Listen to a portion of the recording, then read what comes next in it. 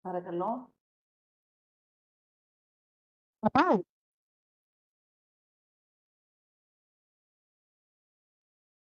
Με ακούτε? Ναι. Ωραία. Και εγώ σας ακούω. Ευχαριστώ.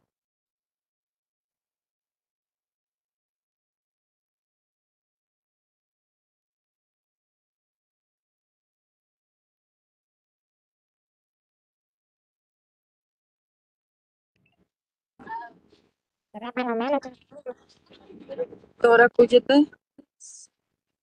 Καλησπέρα.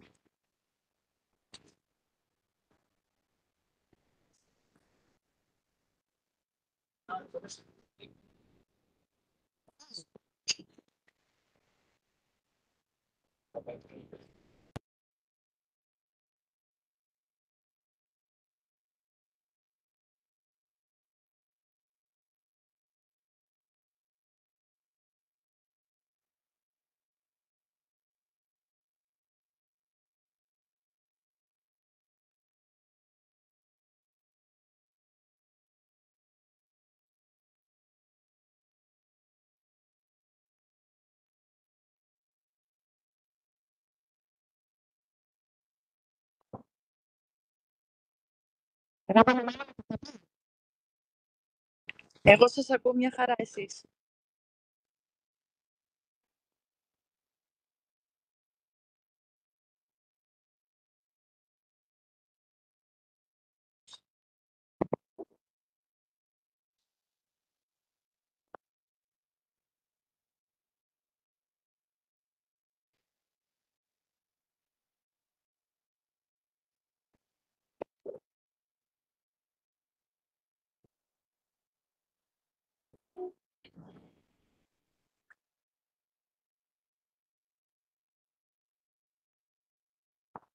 With Dr.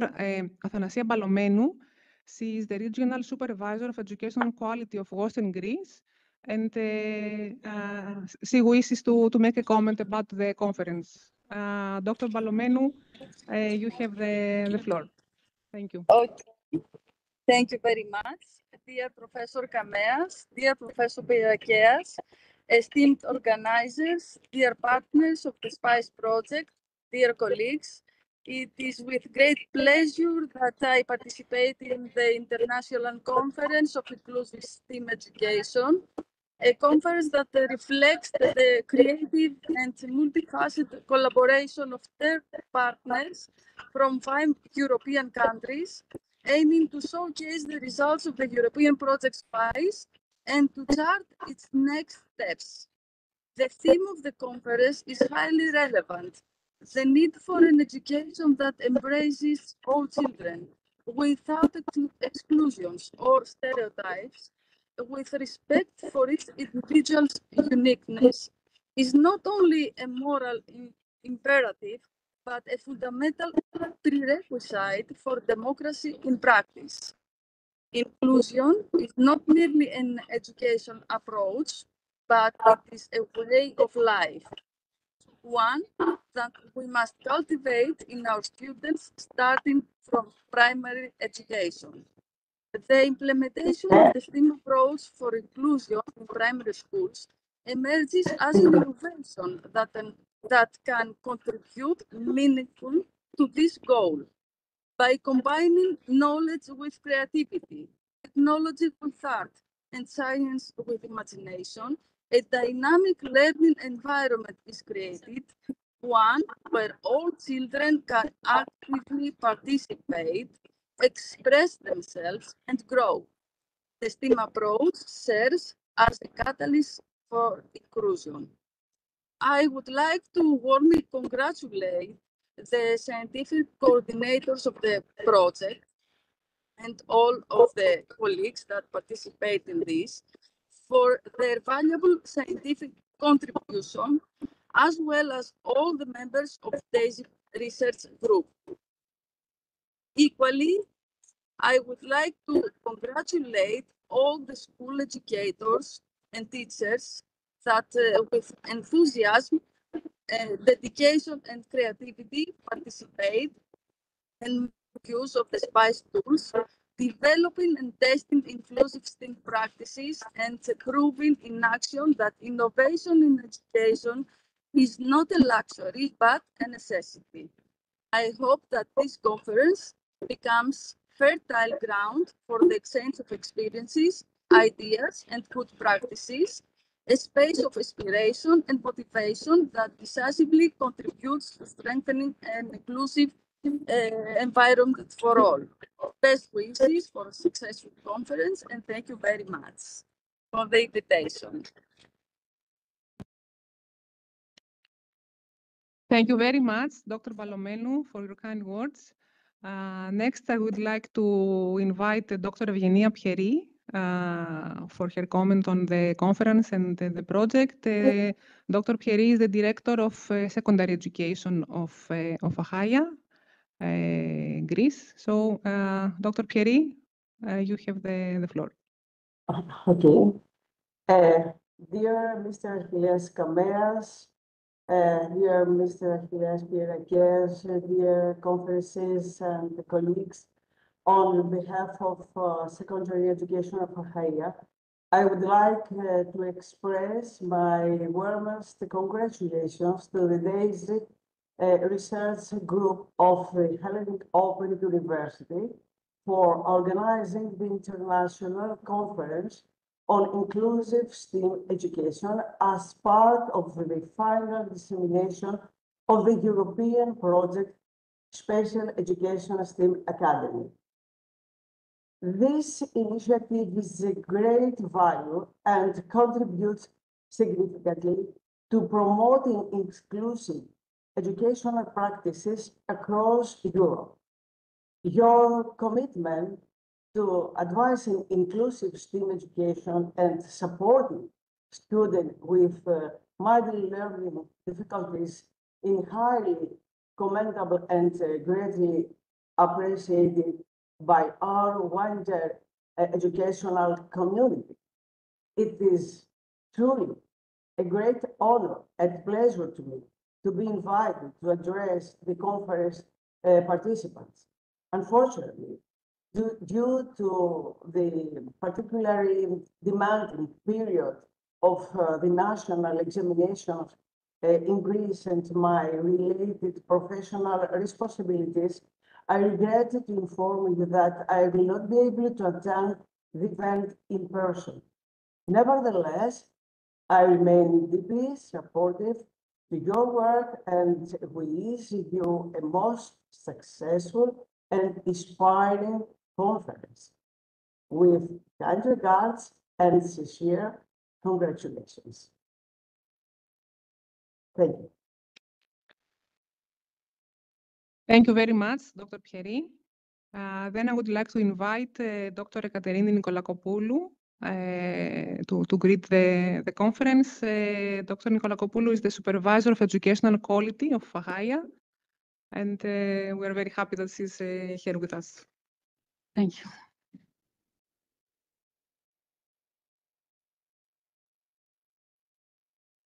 Dear Mr. Kamea, Professor and Dean of Faculty of Science and Technology, Director of the DAISY Research Group of Hellenic Open University, Mr. Pierakeas, Professor and also member of the DAISY Research Group of Hellenic Open University, Mrs. Balomenu, Regional Supervisor, Quality Supervisor of Quality Education of Western Greece, and dear European partners, so nice to see you again. Dear colleagues, it is with great pleasure an honor that we welcome you today, the opening of the final International Conference of STEAM Academy Special Education, the SpicE project, which is organized under the coordination of the Hellenic Open University and brings together educators, researchers, and institutions from 5 member states of the European Union. SpicE is a milestone in the course of inclusive STEAM education, as it combines research and innovation with practice, offering distance training and international exchanges for teachers, development of educational material based on universal design for learning, developing a skills framework for students with mild learning difficulties. When we talk about inclusive STEAM, we're not just talking about enhancing creativity and critical thinking. We aim to ensure that every student, regardless of ability, preference, of learning needs, has equal opportunities to participate, express, and respond. In the SpicE framework, teachers use universal design for learning, offering multiple ways of representing knowledge, expressing creativity, and activating students' interest. In this way, from laboratory-based hands-on activities to interdisciplinary modules, we ensure that every child can learn in their own way at their own pace. During these 2 days of the conference, in person and via live streaming, we hope that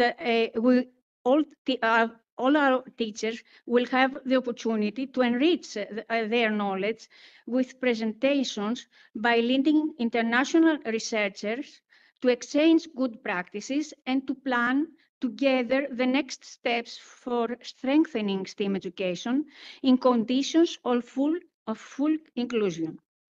We would like to thank the DAISY Research Group and the Hellenic Open University, as well as all the partnership for hosting and coordinating the event, the European partners for their close cooperation, and all of you, teachers and scientists, who are shaping the educational reality of tomorrow for our students.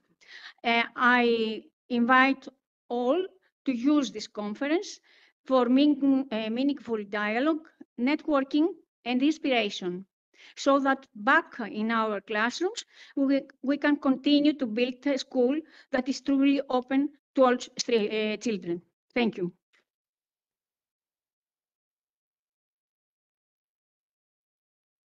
Thank you very much.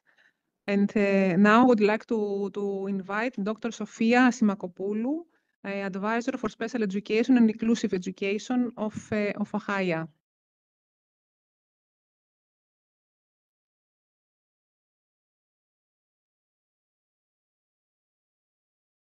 Distinguished guests, colleagues, educators, researchers, and advocates from around the world, on behalf of the organizing committee, it is my great pleasure to welcome you to the International Conference on Inclusive STEAM Education.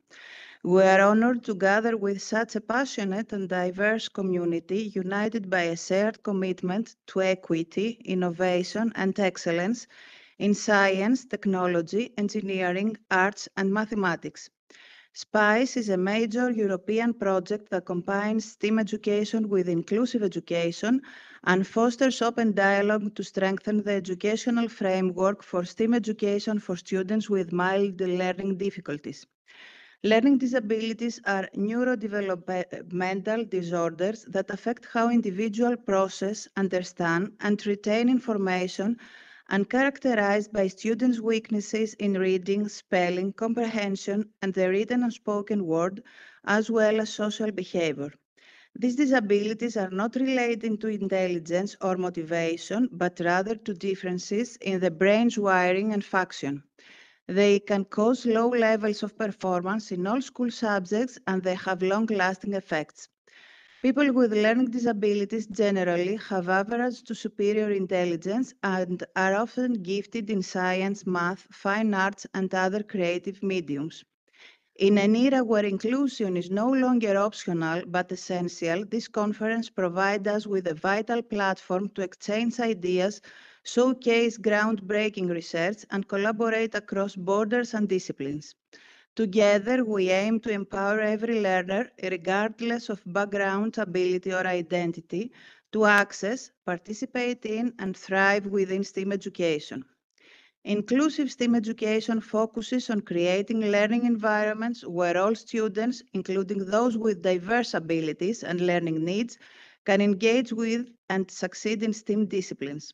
This approach emphasizes in recognizing and valuing the unique perspectives and experience students bring to the classroom, promoting a learning experience that is both enriching and accessible for everyone. By embracing diverse learning needs and fostering collaboration, inclusive STEAM education can empower students to become creative problem solvers and contribute to a more inclusive and equitable society. As we embark on this inspiring journey over today, let us engage with open minds, challenge our assumptions, and build a more inclusive and imaginative future for education worldwide. Welcome and thank you for being part of this.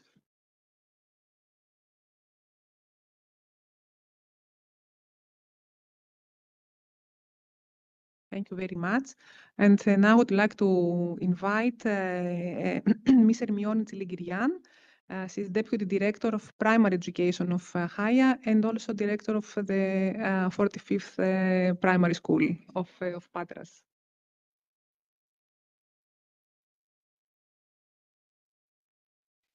Ladies and gentlemen, good afternoon. Representing today the Director of Primary Education of HAIA, Dr. Gladys Nikolaos, I would like to convey my sincere thanks for the kind invitation to this extremely interesting and well-organized international conference. It is a true honor to be among such esteemed participants and to contribute to this important dialogue.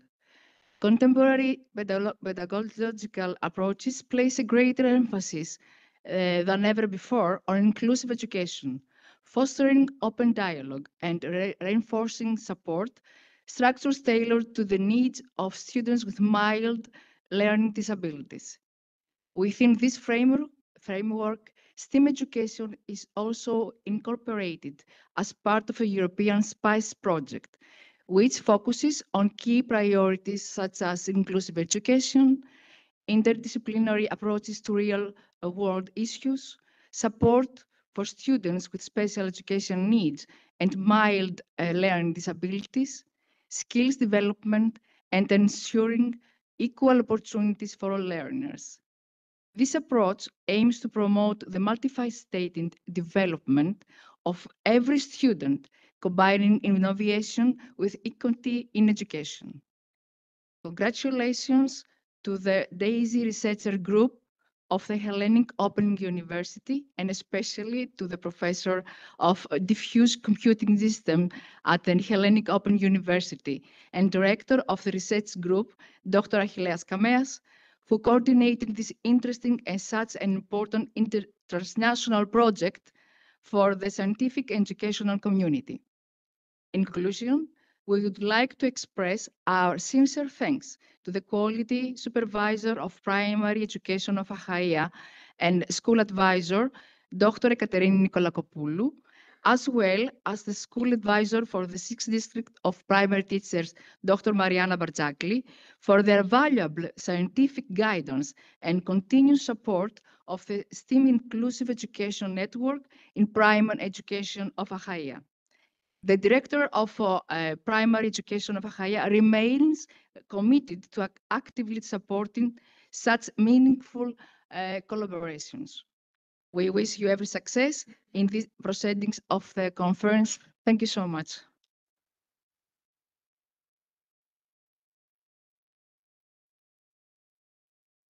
Thank you very much, all of you. And now I would like to invite Professor Achilles Kameas.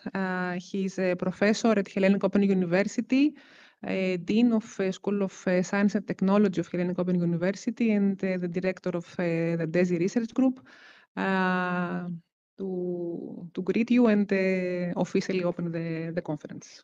Thank you very much. Well, dear Dr. Balomenu, dear Dr. Pieri, dear Dr. Nikolakopoulou, dear Dr. Nasimakopoulou, and dear Dr. Tsiligirian, thank you very much for being here with us today, but also for being with us through this journey that our research group has embarked in during the last years. This is a living proof that there are no gaps, no walls between the different levels of education, the different grades of education. And this is also another opportunity to show that Hellenic Open University is really open to collaborations, to competence development, to serving the society in the best way we can. And indeed, now you are in the, say, heart of STEM education in Hellenic Open University because you are in the School of Science and Technology. This is a STEM school here. We have science, we have technology, we have engineering, we have mathematics. Arts is the next building, so we are close to arts as well. This is a STEM environment that we are in and we are trying to promote. I would like also to thank the teams of the SpicE group partners who contributed through these 3 years during which we were together implementing the project in arriving at the very impressive results that I'm going to talk about a bit later. I cannot name all of them, it's a long list, so thanks to all of you.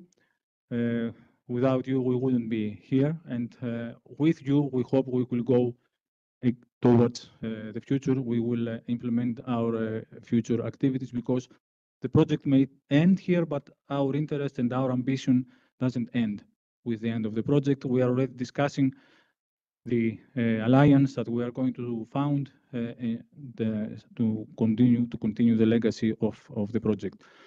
So. And also, I wouldn't want to forget all the educators from the participating countries in the project, but also from all around the world. I think, how many were there, Magda? 70 countries, I don't know. It's a big number of countries that from which educators participate in the activities that this project implemented. And we are really happy, but we are also really proud that we managed to serve so well using public money. Let's not forget that. We're talking about public money here. So it's money that you invest, we invest, and I think we use it well to make this world a little better. So having said this, let me officially open the conference on inclusive STEM education, the International Conference on Inclusive STEM Education that we are organizing with the support of Project SpicE in the premises of Hellenic Open University here in Patras, Greece.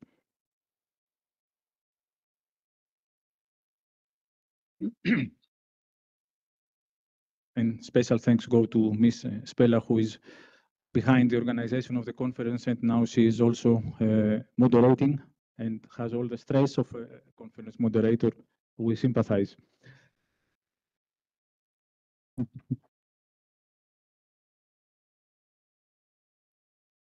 So since I am here, let me start also with the program.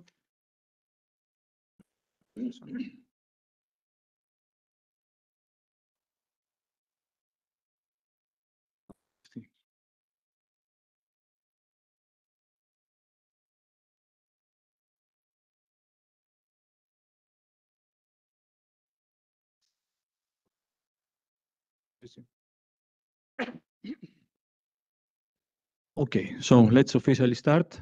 I'm going to present the achievements of SpicE project, the Special Education STEM Academy, that I had the honor to coordinate for the past 3 years. But as I said, I also had the joy to work with and meet all these interesting people and colleagues, and together we arrived at the results that I'm going to talk to you about.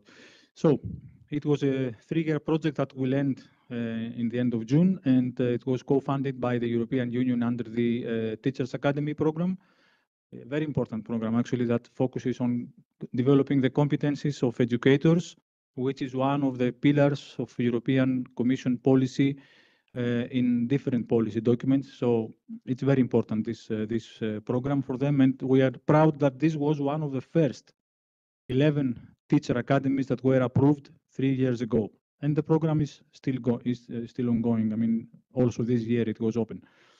The objective of the SpicE project was to strengthen the primary school teachers' competencies in inclusive STEAM education and bridge the gap between STEAM and special education. That was really the important challenge and unique challenge we had to face. SpicE is a unique project. There is no other project like SpicE funded in Europe these years, and they recognize it. We've been in the spotlight all these years, and this created a bit of stress for us. But yeah, I think we managed in the end. So we put educators at center stage. We want to help them develop the necessary competencies, and we use STEAM education as a vehicle to arrive at more inclusive education. This is the partnership. These nice and great people that implemented the project. We are all partners are represented here today. It's Hellenic Open University, the coordinator, Research and Innovation and Development Lab, READ Lab, a company, Greek EdTech company, the University of Macedonia. These are the 3 Greek partners. And then we have University of Alicante from Spain. From Bulgaria, we have the Trakisi Universitet, then the Syndicat Obrazo. Sorry, guys, I'm trying. All these years, I'm trying to learn how to read this. Syndicat Obrazovanie Kamki Podkrepa. Okay, I got it. Thank you. Yeah, I've been in this position when the others try to read Greek, so it's okay. Then it's also Norvno Usiliste Christos Mineski. That's a school. This I understood. I got it. Okay. And from Cyprus, the colleagues from University of Cyprus and from the Ministry of Education, Sport and Youth. And finally, our latest addition, but a really strong one, European SchoolNet, the European network of the Ministries of Education, a very important addition to this project. As I said already, and also people before me, the project focused on primary education educators, also students with mild disabilities. These 4 categories that you see here. Disabilities is a very broad area, as those who are experts know. You cannot deal with all the disabilities in the same unified way. So we decided, in order to have a better, let's say, bigger impact and better results, to narrow our scope. So we focused on these 4 categories. And the idea is that we want, in the context of educational inclusion, to help educators support students with mild disabilities to be part of all classroom STEAM activities. We faced quite some challenges during the course of the project. As I said, since we put educators in the focus, we need to identify the competencies they should have, and actually the competencies they lack, the gap, let's say, that we have to fill, then upskill them. For pre-service and in-service educators, different approaches for these two categories. Develop and make available to them a tool set to assist them in their everyday practice, then bring them together, very, very important. Okay, we're not working in isolation or living in isolation anymore, so a community spirit behind everything we do in order to increase impact and ensure sustainability of outcomes by involving all the stakeholders.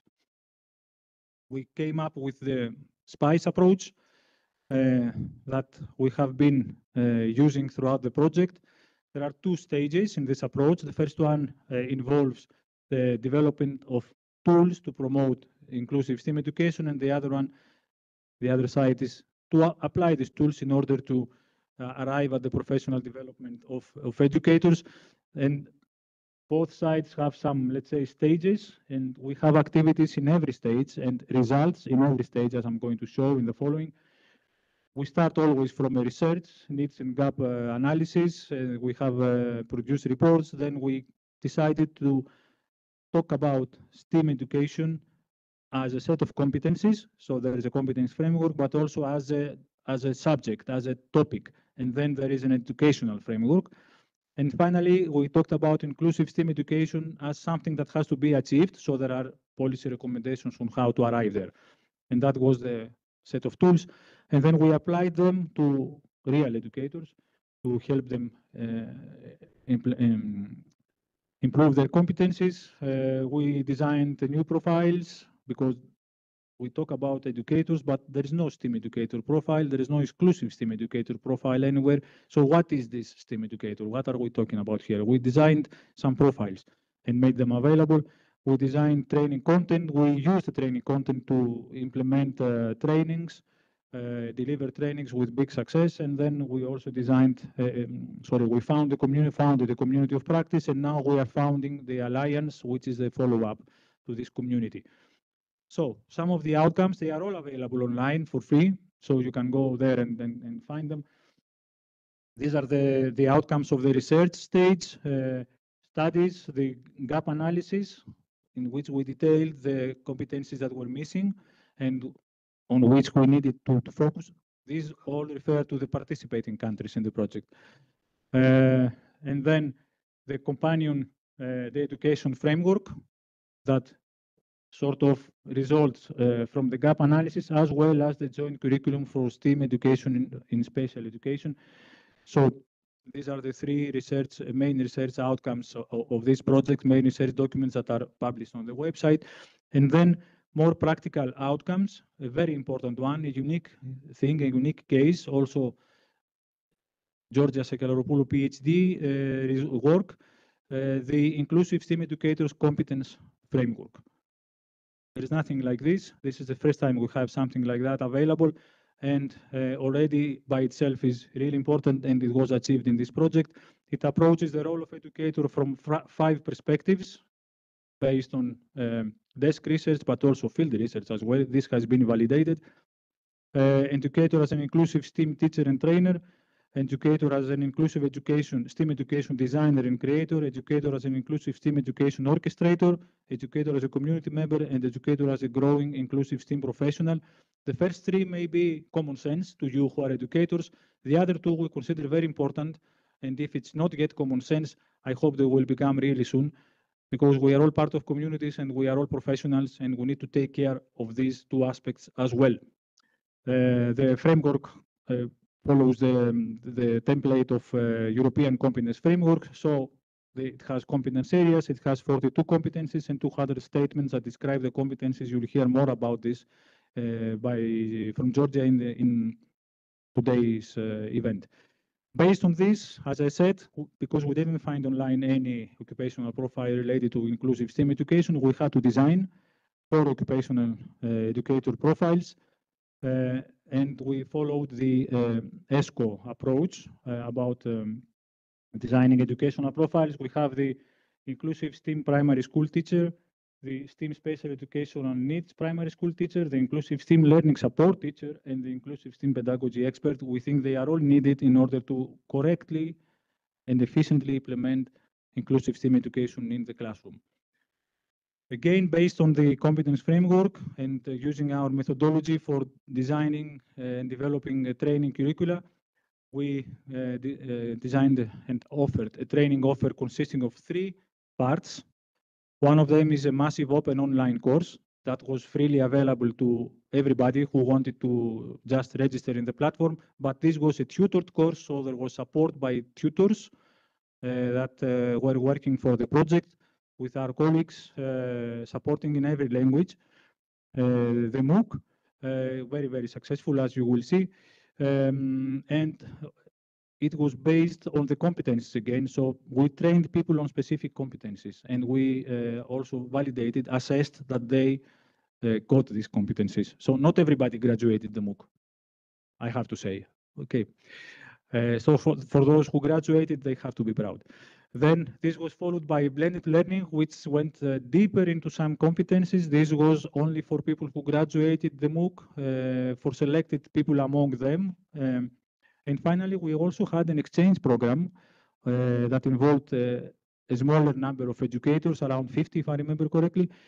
And the idea of the exchange program was that the educators went to different countries of the consortium to see in practice what is happening there when we talk about inclusive STEAM education. I think in this way we covered every aspect, at least we tried. And we offered 2 learning pathways, one for pre-service and one for in-service primary educators. This was all made possible via the online training platform, the virtual learning environment that was developed by ReadLab, the company in our consortium. You see the address there, which offered a really friendly, user-friendly, also rich and intuitive environment to support the education offer, the educational offer. Then again, ReadLab developed the platform.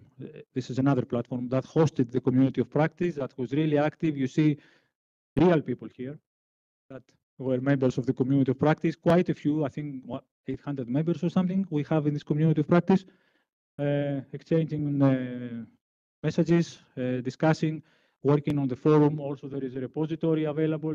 There is a members area and so on. And now we want to include those two things, those two outcomes into this, which is the sustainability instrument of this project. We are founding the Inclusive STEAM Alliance that will welcome as members educators as individuals, but also organizations, schools, universities, and companies, in order to bring them together to talk about, and not only talk about, in practice also implement, see how they can do this inclusive STEAM education. So the community of practice will be embedded here.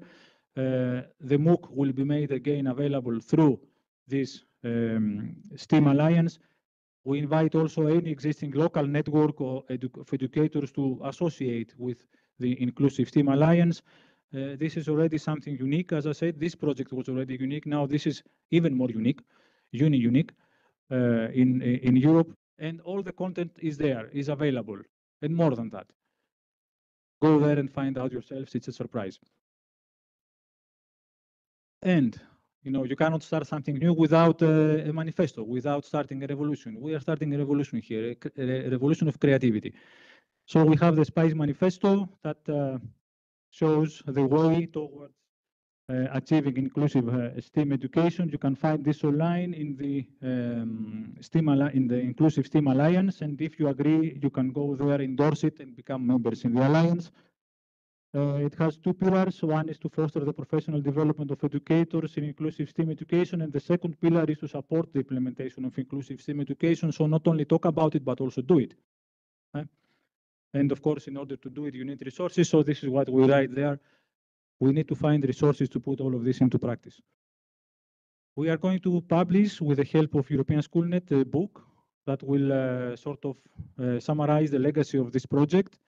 But we decided to make the book open, so there is not only contributions by us. It's okay, there is an introduction, there is some fundamental chapters about inclusive STEAM education. Then we have some chapters about the SpicE project, but there is an entire section, part 3, that will include papers from those submitted to this conference. So we give the educators the opportunity to publish in a book the case studies that they have, the inclusive STEAM education case studies that they have been implementing in their classrooms, so that people finds out, the world finds out about them. And I hope it's a small reward for what they have been doing all these years. And we cannot leave policymakers, you policymakers, out of that. Sorry, we are here to help you make inclusive STEAM education a reality. We have a set of policy recommendations for you. Again, one group, policy recommendations for fostering the professional development of primary educators, and second, policy recommendations for supporting primary educators to implement inclusive STEAM education. Again, it's competence development and practical support, and these are grouped into 3 big groups addressed to decision makers, to educational providers, and educators themselves. We followed a structured, systematic approach to arrive at this policy recommendation. So it's not something that came out of our mind. It's something that came out of your minds, of the minds of educators, but in a structured way. At least we can be sure that we represent you in the best possible way, and we make your thoughts and your needs heard at a high level as possible. And then, of course, we organize events. Throughout the year, we organize several events, as some of you already know.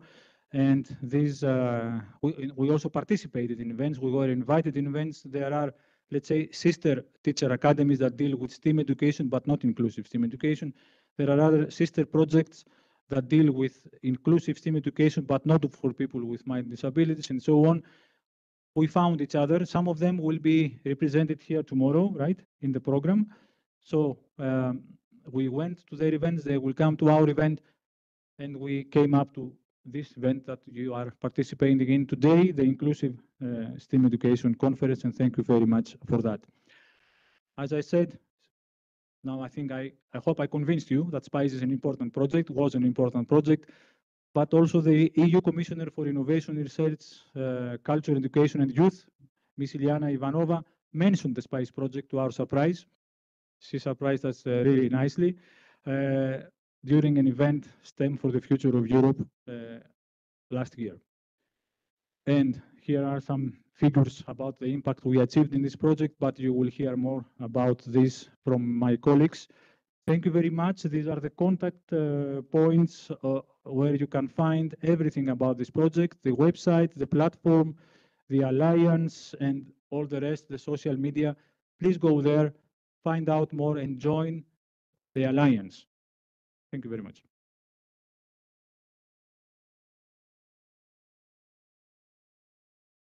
Thank you very much, Professor Kameas.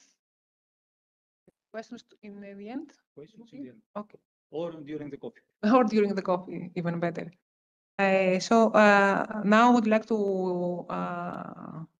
invite Ioannis Agaliotis. He's Professor of Instructional Methodology for the Education of Students with Disabilities in the Department of Educational and Social Policy of the University of Macedonia in Greece. They have been an active member of SpicE project all these years. He directs the Laboratory for Educational and Social Inclusion of Individuals with Learning and Behavior Difficulties. And we are very eager to hear what he has to say.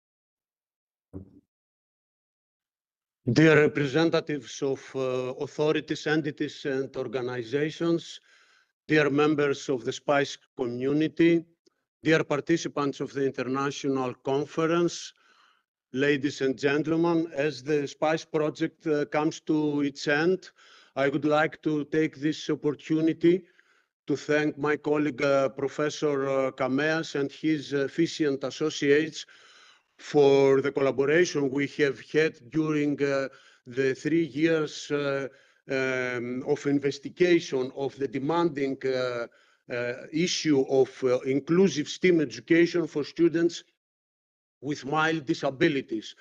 I would also like to thank all the partners of the SpicE project, previously mentioned by Professor Kameas.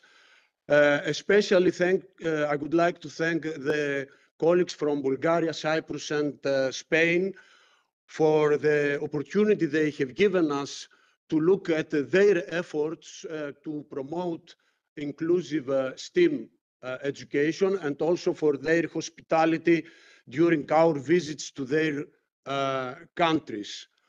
My presentation focuses on the perspectives of inclusive STEM education for students with mild disabilities.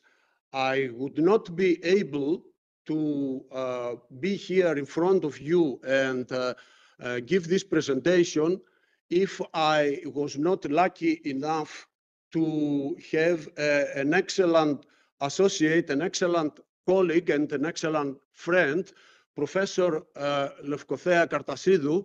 I thank her publicly for being the rock and the anchor in the effort of the University of Macedonia to be a reliable and even a distinguished partner in the important SpicE project. Thank you, Lefki.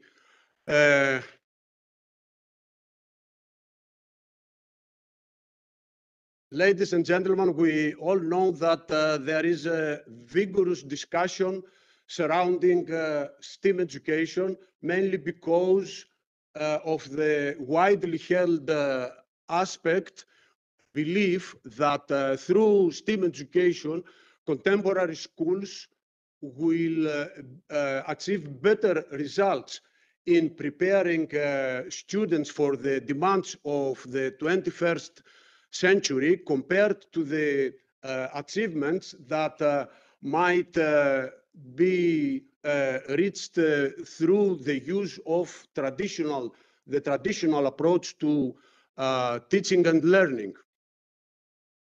So, educational decision makers, researchers, and practitioners show increased interest in including all students, also students with mild disabilities, in STEAM-oriented activities. However, we should bear in mind that each of the separate fields included in STEAM education is traditionally associated with demanding academic learning that can be managed by rather high-achieving students. Having this fact in mind and trying to implement effective, inclusive STEAM education for students with mild disabilities, two questions might be posed, and two questions requiring convincing answers. The first question says, will it be possible for students with mild disabilities who are notoriously known for their difficulties in meeting the demands of the discrete fields, of the separate fields included in STEAM education, will it be possible for these students to meet the demands of acquiring integrated STEAM knowledge and developing higher order thinking? Because as we know, ladies and gentlemen, STEAM education is not about increasing the hours of mathematics or science. It is about having new perspectives to real life problems. STEAM education demands that we help students develop innovative thinking, critical thinking, problem solving, decision making. Will students with mild disabilities be able to come up to the requirements of acquiring this type of knowledge? If the question is answered affirmatively, then another question arises: which may be the most important milestones of a roadmap leading to effective inclusive education for students with mild disabilities? These two questions, these pivotal questions, need to be answered through the results of rigorous research. We cannot base our answers on wishful thinking. I take the view, ladies and gentlemen, that whoever is interested in answer in the appropriate way the aforementioned questions should take into consideration the impact of 6 parameters. These are the parameters, and I will start elaborating on each briefly, on each one of them. So I will start with the demands of STEAM education. We should be very responsible in approaching this new promising tool for supporting students in general and students with mild disabilities in specific. STEAM education is a very demanding area. It is a meta-discipline combining the most crucial and valuable elements of its constituent parts. For example, in physics, students must acquire facts, concepts, procedures, but not just that. They should become able to make observations, to formulate hypotheses, to test the hypothesis. This is what we are looking for in the context of STEAM education. And there must be acquirement of integrated knowledge. This is very important and has very serious ramifications regarding the instruction. The teacher who wants to be effective in teaching, instructing, familiarizing students with STEAM education must be able to choose from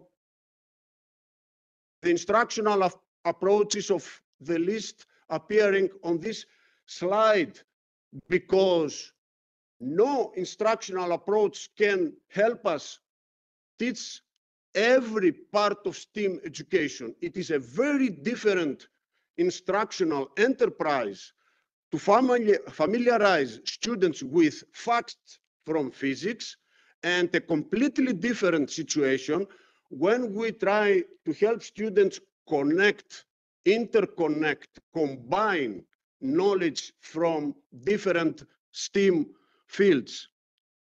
Coming to the students who are expected to be successful in acquiring knowledge from STEAM, from the STEAM fields, should possess considerable cognitive and learning prerequisites, those appearing on this slide. But coming to students with mild disabilities, what do we find there?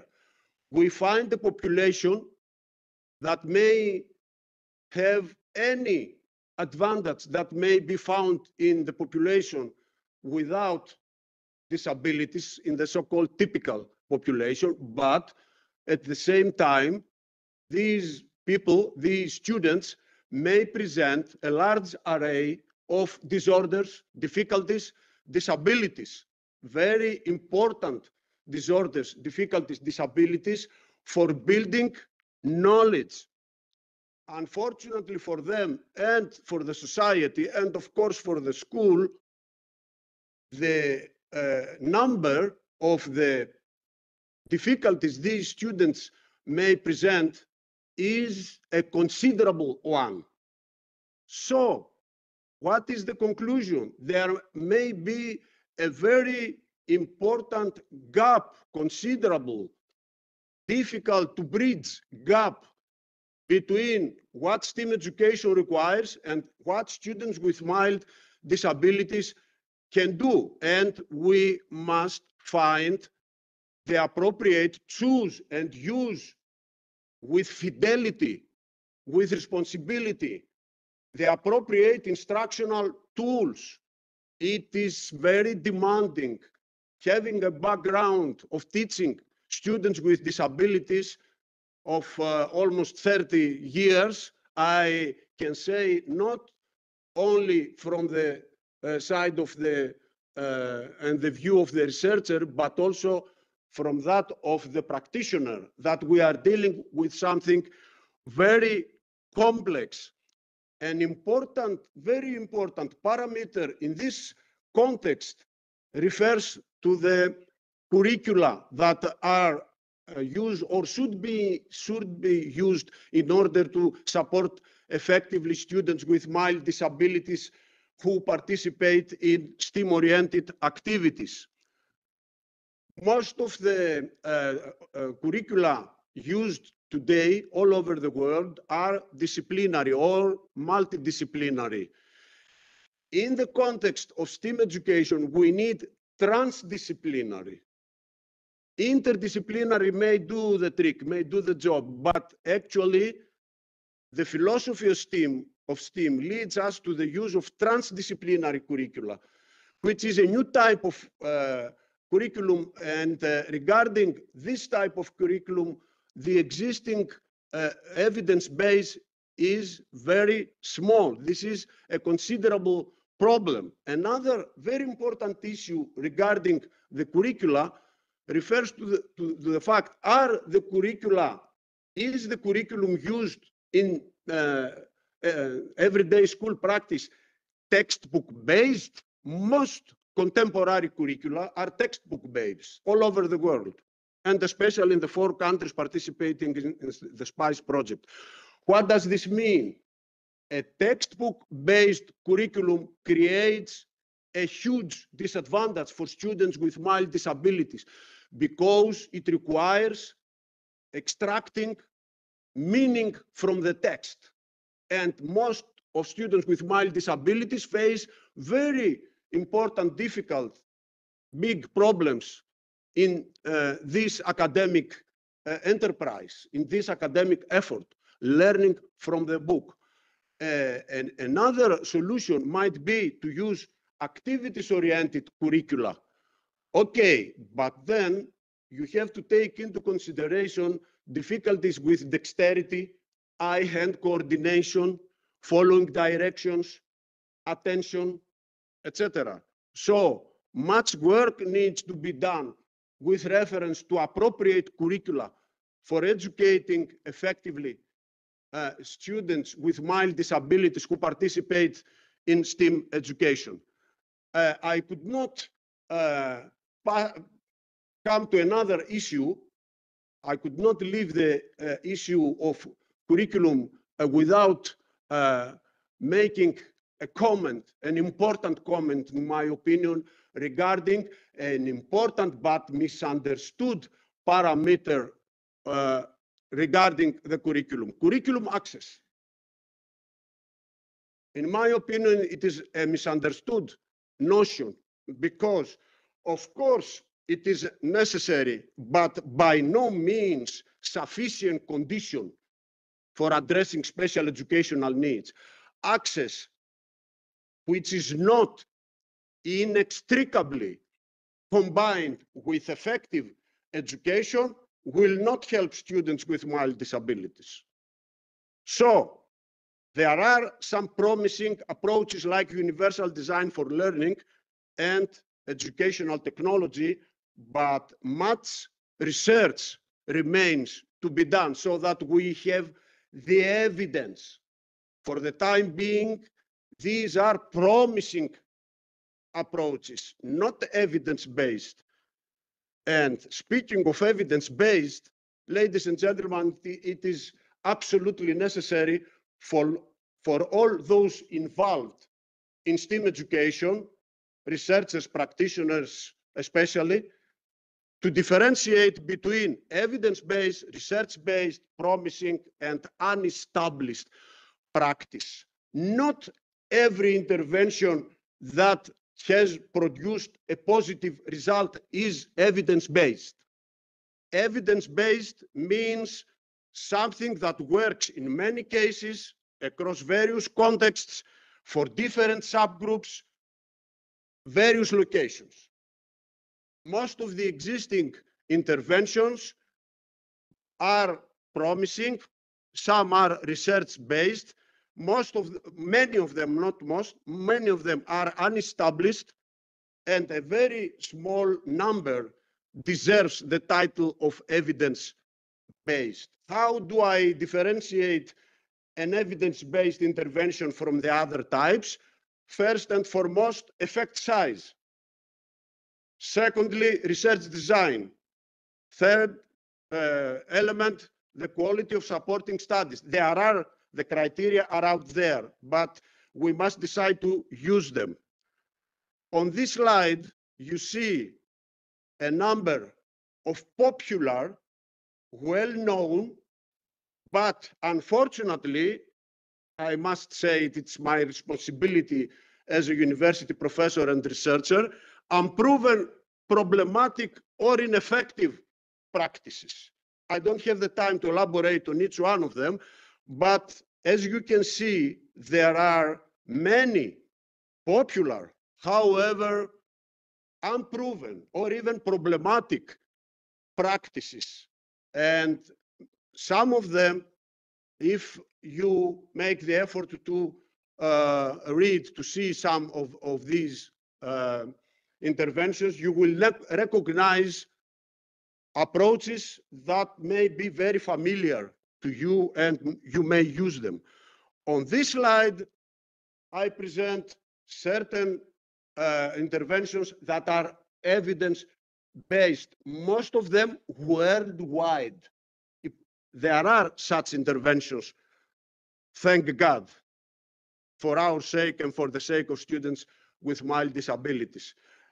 I feel that I cannot escape from the need to stress the fact that differentiated instruction, universal design for learning, and responsiveness to intervention are not concrete and one-dimensional practices or strategies. They are frameworks. In these frameworks, one may use evidence-based interventions or problematic, unsubstantiated. We must be very responsible and very careful. There are evidence-based interventions for separate, distinct fields incorporated in STEAM education.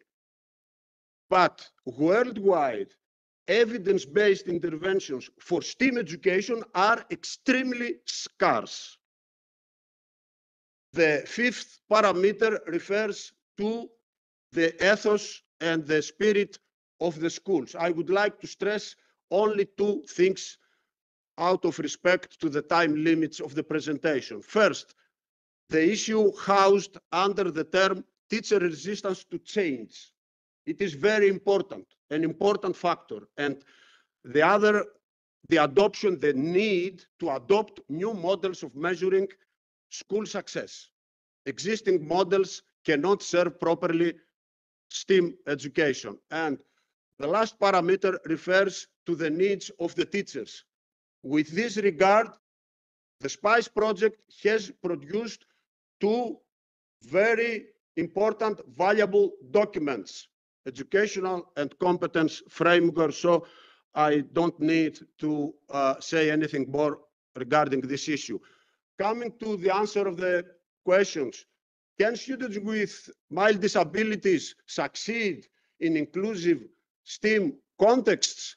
My answer is perhaps they can. I would like to think that they can, provided that the educational community, decision makers, researchers, practitioners will support students with mild disabilities through evidence-based practices. So this means that we need three things: research, and a little bit more of research. Not nice ideas and wishful thinking. The second question, which might be the most important milestones of a roadmap, these 5 issues: familiarization with the demands of STEAM education, personalized assessment, universally designed transdisciplinary curricula, but there is the prerequisite of establishing the feasibility and the value of these approaches, putting them into daily school practice, balanced instruction, which will take into consideration the specific characteristics of students with mild disabilities and the ecosystem, the environment of the general classroom, which is a very special environment. There is a very important study of the University of Kansas showing that in a general classroom where no students with disabilities exist, just typical students, the learning that results from the common efforts of all the factors of the classroom, one classroom, this learning depends on 135 parameters. Not all of them have the same impact on learning, but they, to some extent, affect what is produced in terms of knowledge acquisition. General conclusion, inclusive STEAM education for students with mild disabilities may be a new hope for this population, but if not treated in the proper way, it might be the source of another big frustration for these persons and their families. If we follow the results of rigorous research, if we stay close to what STEAM education requires and what students with mild disabilities can actually do in inclusive settings, then I have no doubt that inclusive STEAM education for students with mild disabilities may have a bright future. Thank you very much.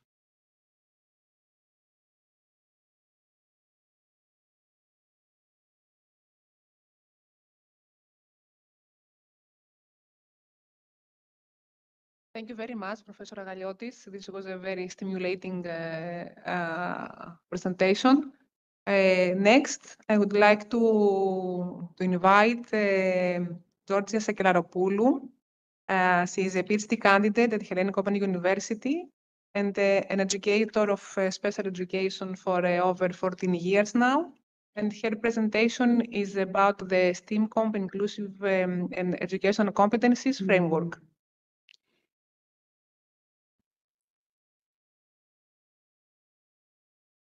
Hello.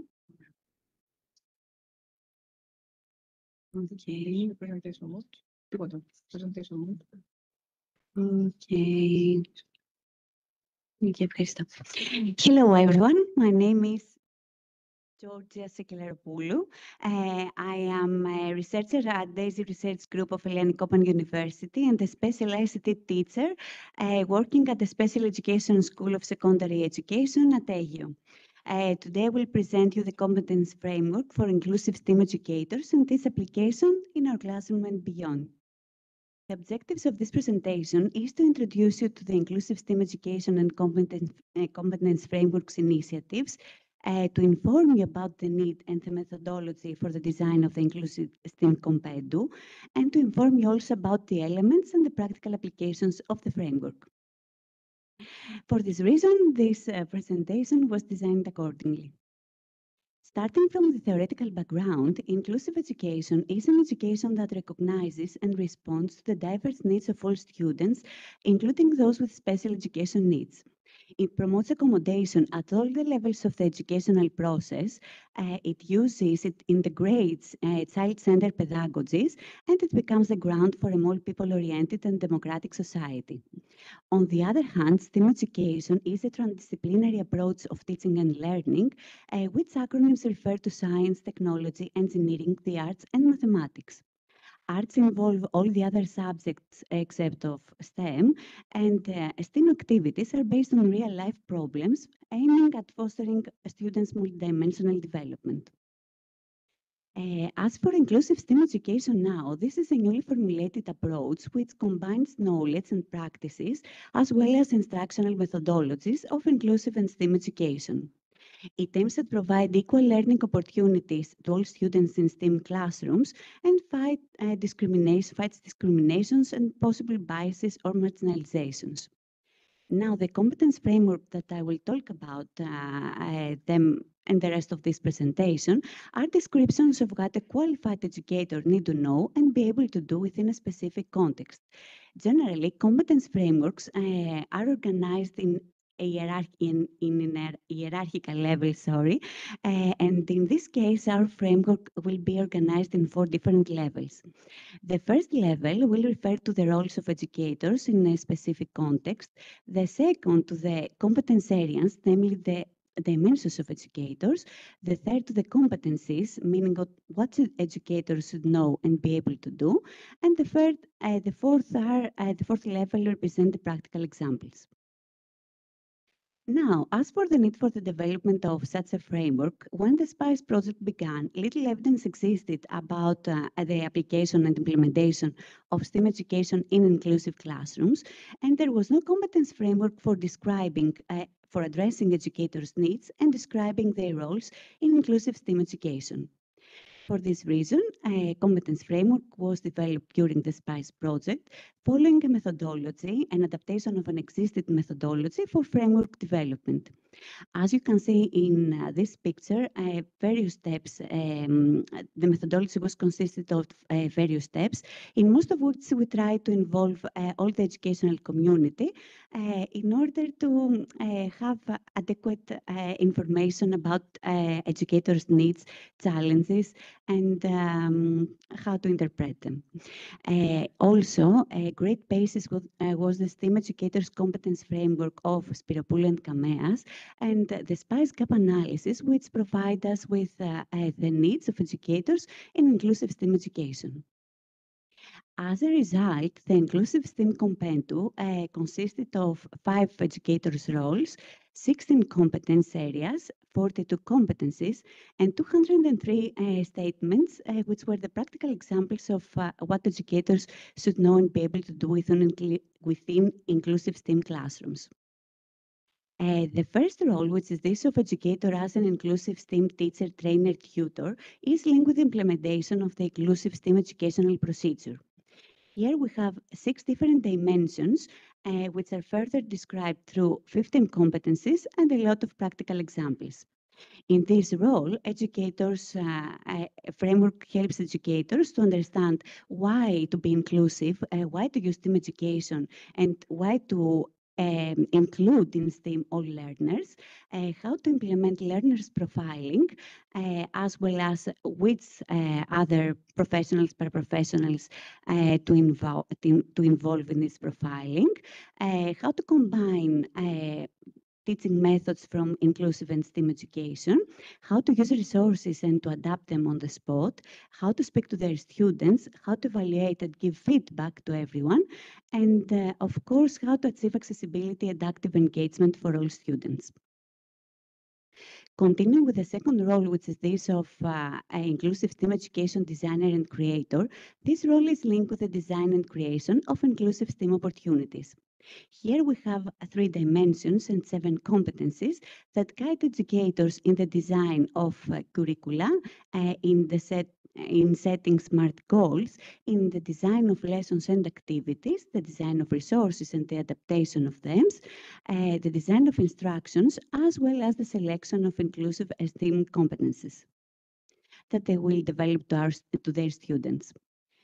Continuing with the third role, which is this of educator as inclusive STEAM education orchestrator, this role is linked with the coordination and management of inclusive STEAM procedures, resources, and classrooms members.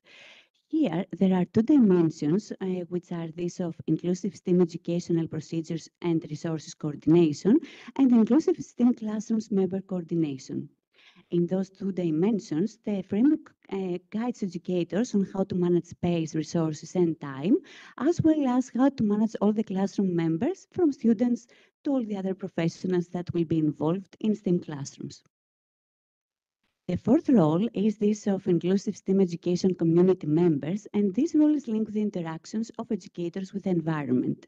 So here we have 2 dimensions with which the competence framework guides us in order to find the communities that we should participate. It explains us why to participate in such communities, as well as how to implement current policies, how to participate in the formation of new ones, and how to raise community awareness. Finally, the 5th role, which is very, very important, is this of educator as a growing inclusive STEAM professional.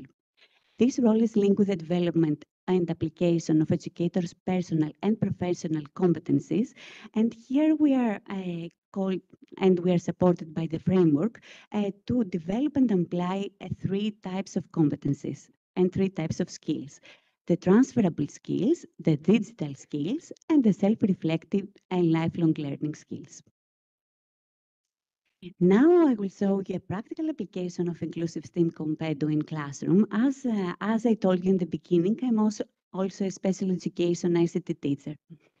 In this school year, we designed a project addressing 21st century skills, and comes with the name, "If you do not find a sustainable city of happy people, be a hero and make it by your own."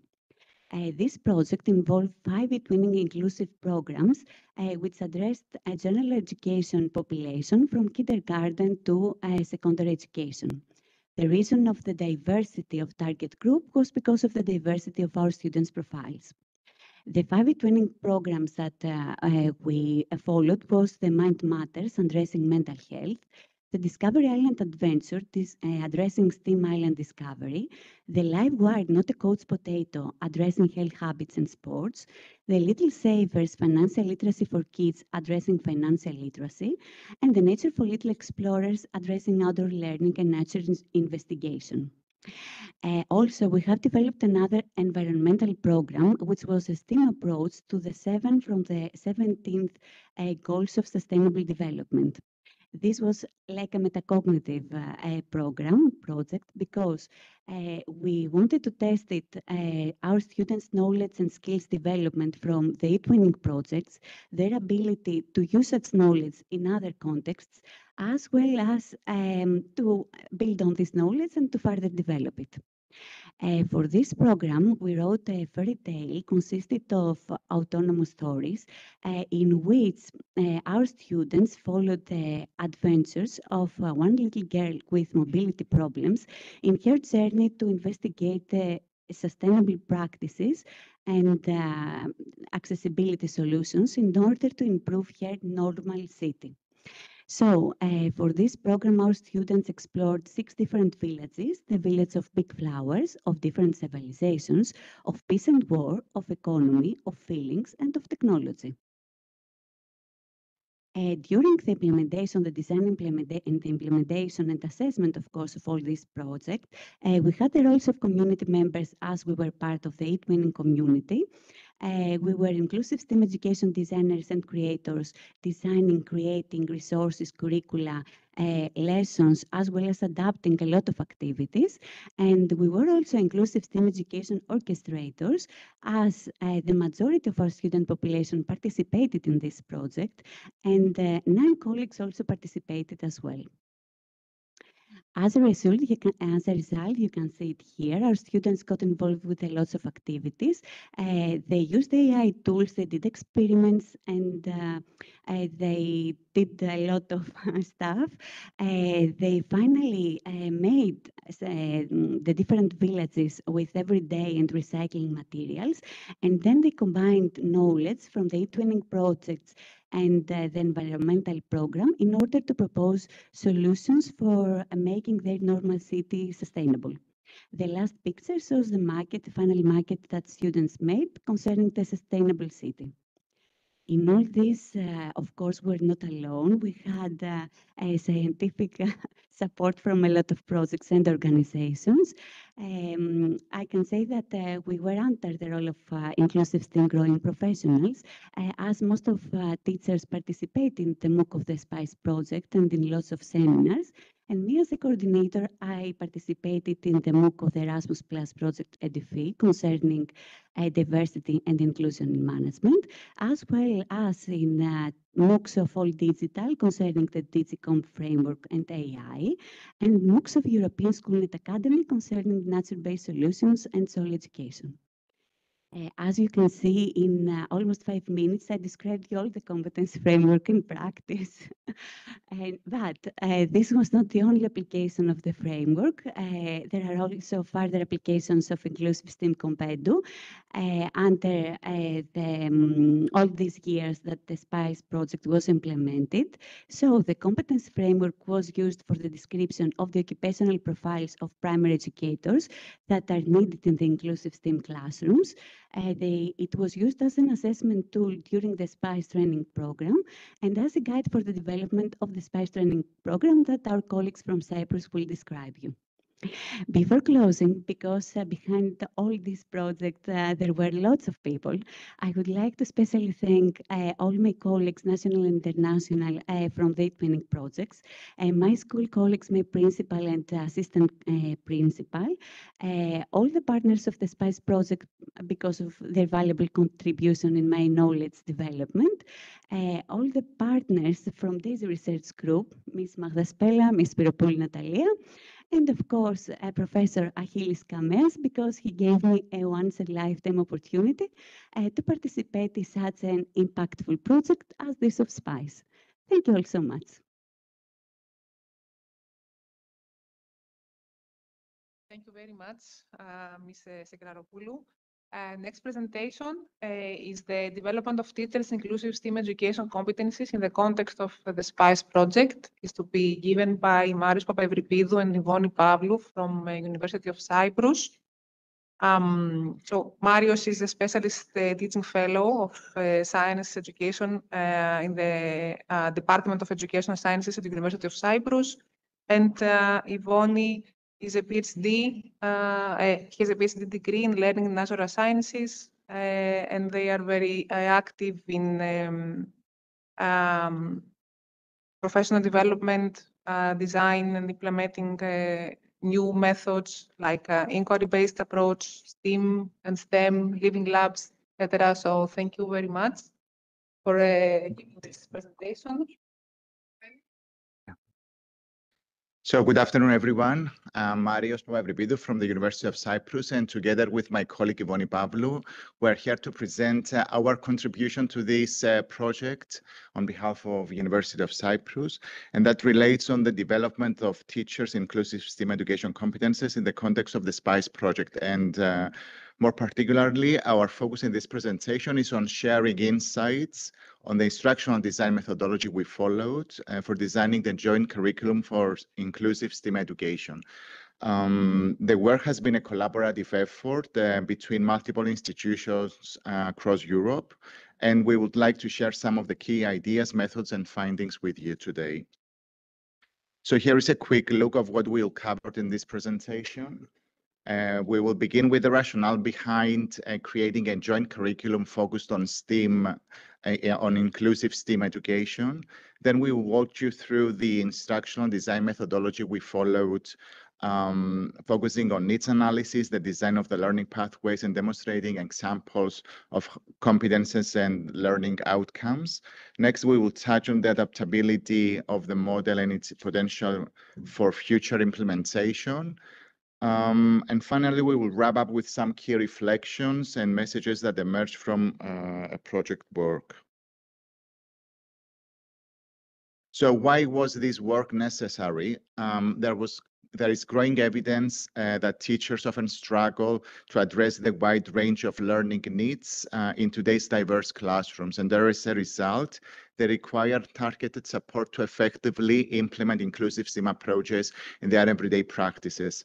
Evidence from teachers' need analysis conducted in the context of the project indicates that this area remains underdeveloped in teacher training programs. A major takeaway, professional development needs to be relevant, embedded in daily practice, and tailored to local contexts. To design the joint curriculum, we use the ADDIE model, a well-known framework that derives from the literature. This model helped us organize our work systematically through 5 phases: analyze, design, develop, implement, and evaluate. For instance, we began by identifying what teachers needed, then translated that into concrete training materials and experiences, and finally evaluated the effectiveness through the feedback received from the participants. This structured approach allowed us to provide meaningful and contextually approached learning experiences for teachers working in diverse and inclusive classrooms. For presentation purposes, I will focus on the first 2 phases of the ADDIE model. So as part of the analyze phase, we conducted a comprehensive needs analysis across the 4 participating countries, Cyprus, Greece, Bulgaria, and Spain, with both pre- and in-service teachers. Teachers identified 3 main key areas that they needed support: understanding the theory behind STEAM education, learning how to assess and support students with mild disabilities, and designing STEAM activities that are truly inclusive. These insights helped us determine what content and competences should we prioritize in our professional development offerings, particularly in the MOOC and the blended learning phases. Based on these findings, we structured the teacher training into 3 progressive phases. First, a MOOC open to all teachers, offered foundational self-paced learning. Then a blended learning phase provided deeper engagement with separate pathways for pre-service and in-service teachers. And finally, we implemented 2 exchange programs with selected teachers, giving them the opportunity to observe, learn from practice in different countries, actually in Spain and in Cyprus. And as you can see, the diagram, each phase built on the previous one, supporting a spiral development of competences and teacher roles. Moving to the design phase, we followed an outcome-based approach in 2 steps. First, we selected competences from the STEAM Educator Competence Framework and profiles for special needs that Georgia just presented. Then we broke each competence down into measurable learning outcomes. These outcomes clarified what teachers were expected to achieve by the end of each training activity. And the process also involved multiple reviews, ensuring that the...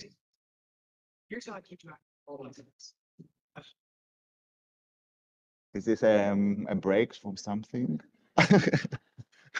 Or maybe I'm talking too quickly. That's why it's a signal that I need to slow down. I don't know. What was that, Bob? Okay. Okay, let's see if it will happen again.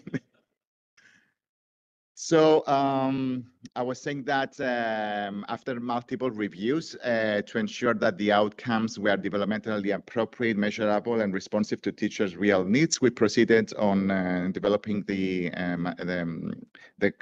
joint curriculum. And here is a concrete example that links teachers' needs with competences and learning outcomes. One frequently expressed need was understanding the theoretical foundation of STEAM. From the competence framework, we identified a relevant competence that is demonstrate and apply knowledge of the STEAM education approach. This led us to define specific learning outcomes, such as recognizing STEAM as an integrated model, identifying common principles amongst subject domains. This type of alignment ensured that the curriculum was both as rigorous as practical, with clear expectation at each stage. And I will give now the floor to Ivoni, who will walk you through the adaptability of this model and its potential for future implementations. Hello, everyone. So an important goal of the project is actually to expand the work that we have done through these years. And one way to do that is actually to expand the project and the training. So I'm just going to briefly present some guidelines for educators or institutions who want to use or adapt the curriculum that Marius presented and the whole training in their own context as a foundation for their own professional development goals and programs concerning, of course, inclusive STEAM education. And I'm going to focus for the purposes of this presentation on the analyze and design phases of the OD model. So the first and the most important suggestion I would say is to focus on identifying the needs of your target group. So it's important to understand the background of your learners, their existing competences, and of course, their professional development needs. It's also important to align these needs with your own professional goals and the policies and standards of your country, and of course, of the institutional programs that are available in your country in order to understand whether new learning competences should be developed or even if a needs assessment is needed. Just to remind you, we did a comprehensive need analysis. The University of Macedonia was responsible for that. And you can actually use that if you have an organization or you are an educator in Cyprus, Greece, Bulgaria, and Spain. So you can see the needs of teachers there about inclusion, about STEAM education, and of course about inclusive STEAM education. And you can utilize that need analysis in order to build or expand the actual training program that we have developed. So after that phase, you will be able to adapt the learning outcomes that we have developed. You can either add outcomes or you can revise them based on the goals of the institution or the organization. Just a brief example, if you want to focus more on the interdisciplinary collaboration and how to build collaborations within a school, and this is your priority, you can define more outcomes that focus on that aspect. We do have some outcomes and some activities that focus on how to collaborate, but if this is your focus, you can easily add learning goals within the project and develop more activities. And I think the most important thing to keep as an important aspect of a training project is the spiral progression that we have built within the project. So if you go through the training, you will see that we have focused on developing the learning, the competences of teachers gradually. So we start from foundational understanding and skills about STEAM education and inclusion and inclusive STEAM education to more advanced skills. So the MOOC builds on foundational knowledge and skills. Then the blended learning deepens the understanding of teachers about these concepts. And finally, the exchange program was more focused on collaboration, on learning of good practices from other countries, and developing a community for sharing and developing experiences and hands-on activities. Another important aspect that we have seen that it was very important and very appreciated by the teachers was the support and the reflection in the community. So I would say that this was a very important aspect of the project, highly valued by the teachers because they had the opportunity to understand what was going on in other countries about STEAM, about inclusion. So developing or providing these opportunities to teachers is an essential aspect of this type of trainings. And of course, it's very important to keep in mind that the content should be adapted to local context, provide examples, case studies, provide the floor to teachers to actually present what they are doing in their classes. So this type of opportunities we have seen that worked greatly for the teachers, and they were very important and highly valued by all involved.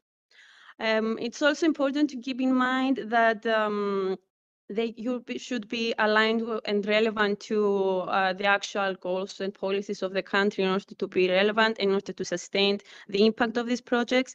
It's important to note that the training was developed through 3 phases. We have an asynchronous, a blended, and synchronous format. So if you are doing a MOOC, for example, you can easily take material, or everything was developed by modules, so you can easily choose the module that you want to focus on. Especially the MOOC was developed based on a module about STEAM education, a module about inclusion, and then about inclusive STEAM education. So based on your goals, you can pick and choose modules and use that in your training. So the overall structure of the training is very adaptable to the needs of an organization. And you can offer it as an elective course for universities, for example. It can be integrated into existing professional development programs, either long-term or short-term. And you can easily do standalone modules or workshops. And just an example from our university, the University of Cyprus, we decided to pick and choose different modules from the training in order to implement them during the course about STEAM education. So we present a lot of this material that we have developed through the years in an actual pre-service courses for the teachers to be aware of what inclusion is within the education, the STEAM education. So there are ways to do that without actually having to do the whole training. And just some final remarks that we consider important in this work. The curriculum was designed to be an outcome-based approach, and it was needs-driven, which is very important in order to have a successful training. Supporting teachers' professional development in inclusive STEAM education is also actually important, and they need training to do that. The training has 3 flexible progressive phases and a clear competence framework that you can utilize to ensure consistency. Plus, it's adaptable and can be customized to fit local needs and maximize impact in all settings. So these are just some remarks that we want to showcase through this work. Thank you.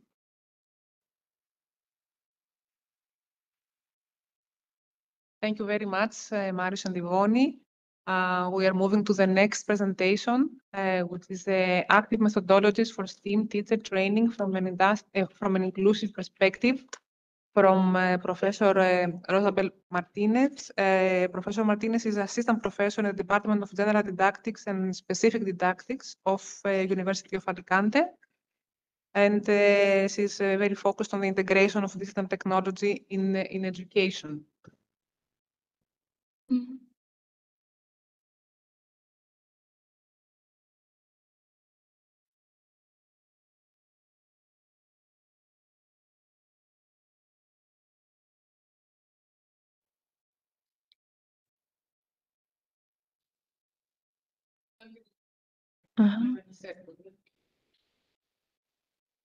Don't have to want to say it again. Oh, sorry, no. So just Presentation mode.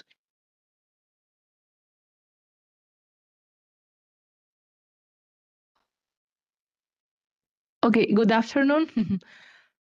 First of all, I would like to thank you, of course, all the Hellenic Open University team for organizing the conference. Apart from the last meeting of SpicE project, I'm very happy to have the opportunity to be also present there on this international wonderful conference. So what I would like to present you today is how we included active methodologies for STEAM teacher training, always from an inclusive perspective.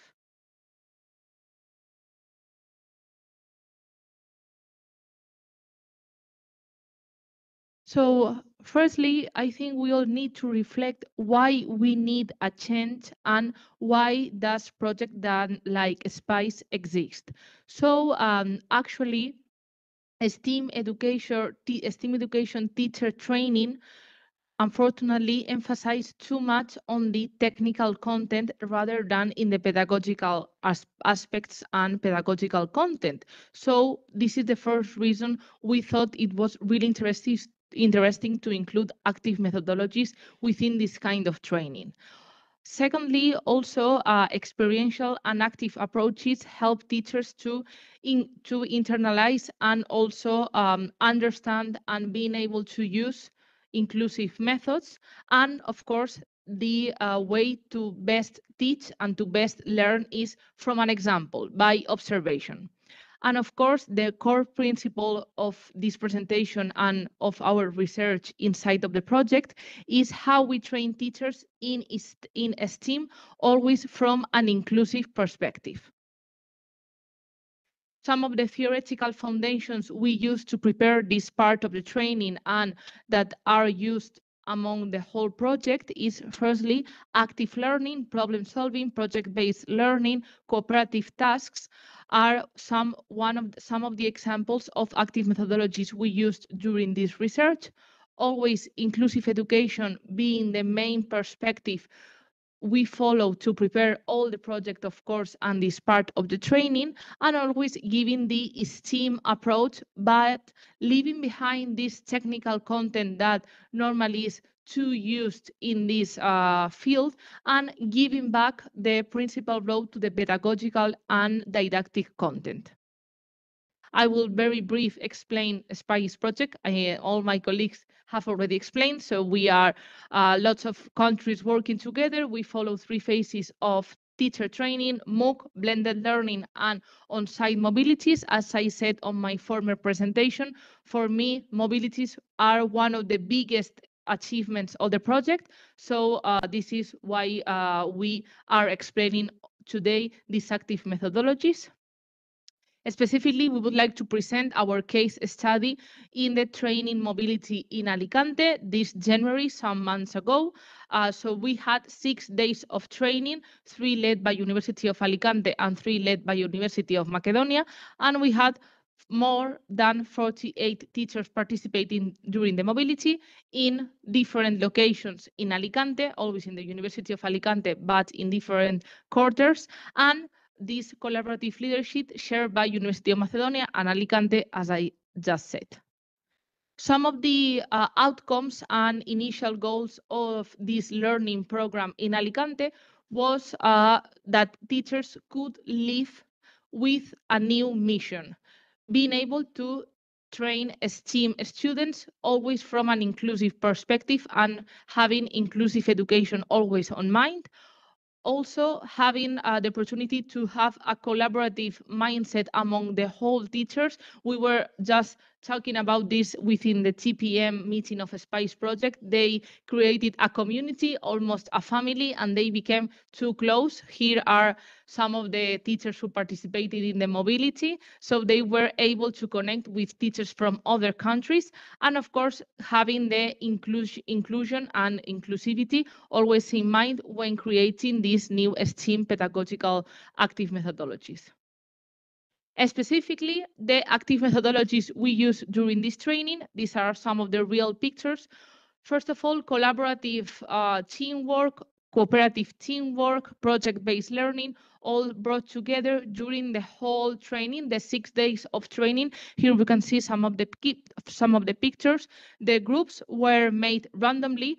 That gave the opportunity of teachers to mix with teachers from all the countries, because if they were the ones to make the groups, normally we tend to group with the people you already know. So we didn't want that. So we gave the groups this random character and this random perspective. So they were all of the time, every time, collaborating all together with this hands-on work, using all the materials we gave them.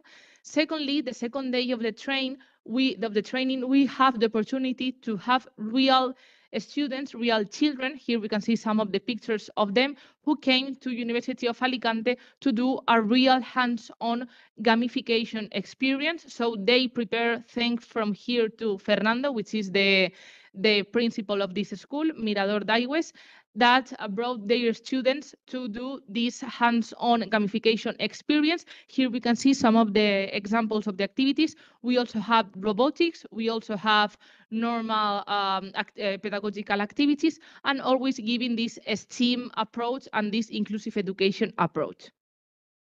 Third, one of the other examples of active methodologies we use is the web quest that was starting to be done the first day, and we carried with this task till day number 3, when they had the opportunity to present the web quest, focusing on STEAM topics and also inclusive education topics, to present this to the rest of the colleagues, and having the opportunity to reflect and improve the work of the colleagues, of the other colleagues. The implications of this training is that we gave the opportunity to the teachers to be active. Teachers learned through authentic problem solving and creation. Also, we gave them the opportunity to be inclusive, also with the content explained by University of Macedonia, focusing on UDL principles. Also, they were able to be collaborative in all these tasks, being one of the core principles of active methodologies, of course, and also situating the teacher training content in this mobility in Alicante with real life cases, like the children that came from this school in Alicante, the web quest focusing on specific STEAM topics related to Alicante or Alicante region. So these are some of the implications. And finally, we conclude that this approach is essential to being able to produce this change in the mindset of STEAM teacher training and also inclusive teacher training. Also, as my colleagues just presented, we have here a replicable framework to produce this teacher training in the alliance we are working on, fortunately, and of course the curricular integration, not only for in-service teacher, but also for pre-service teachers, that some of them participated also in the mobilities. So if you are curious, here we have some QR codes with the SpicE project website, also the mobility website we created for our time in Alicante. So if you are curious, there are these kind of QR codes, so you can scan and see all the materials we produced in Alicante, and my contact too. Thank you very much.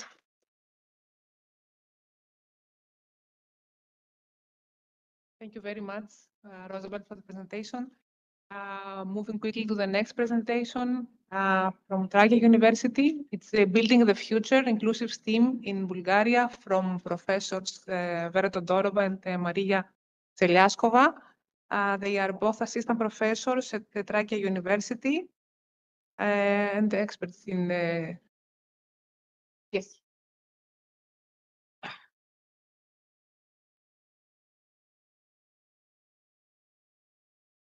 Okay.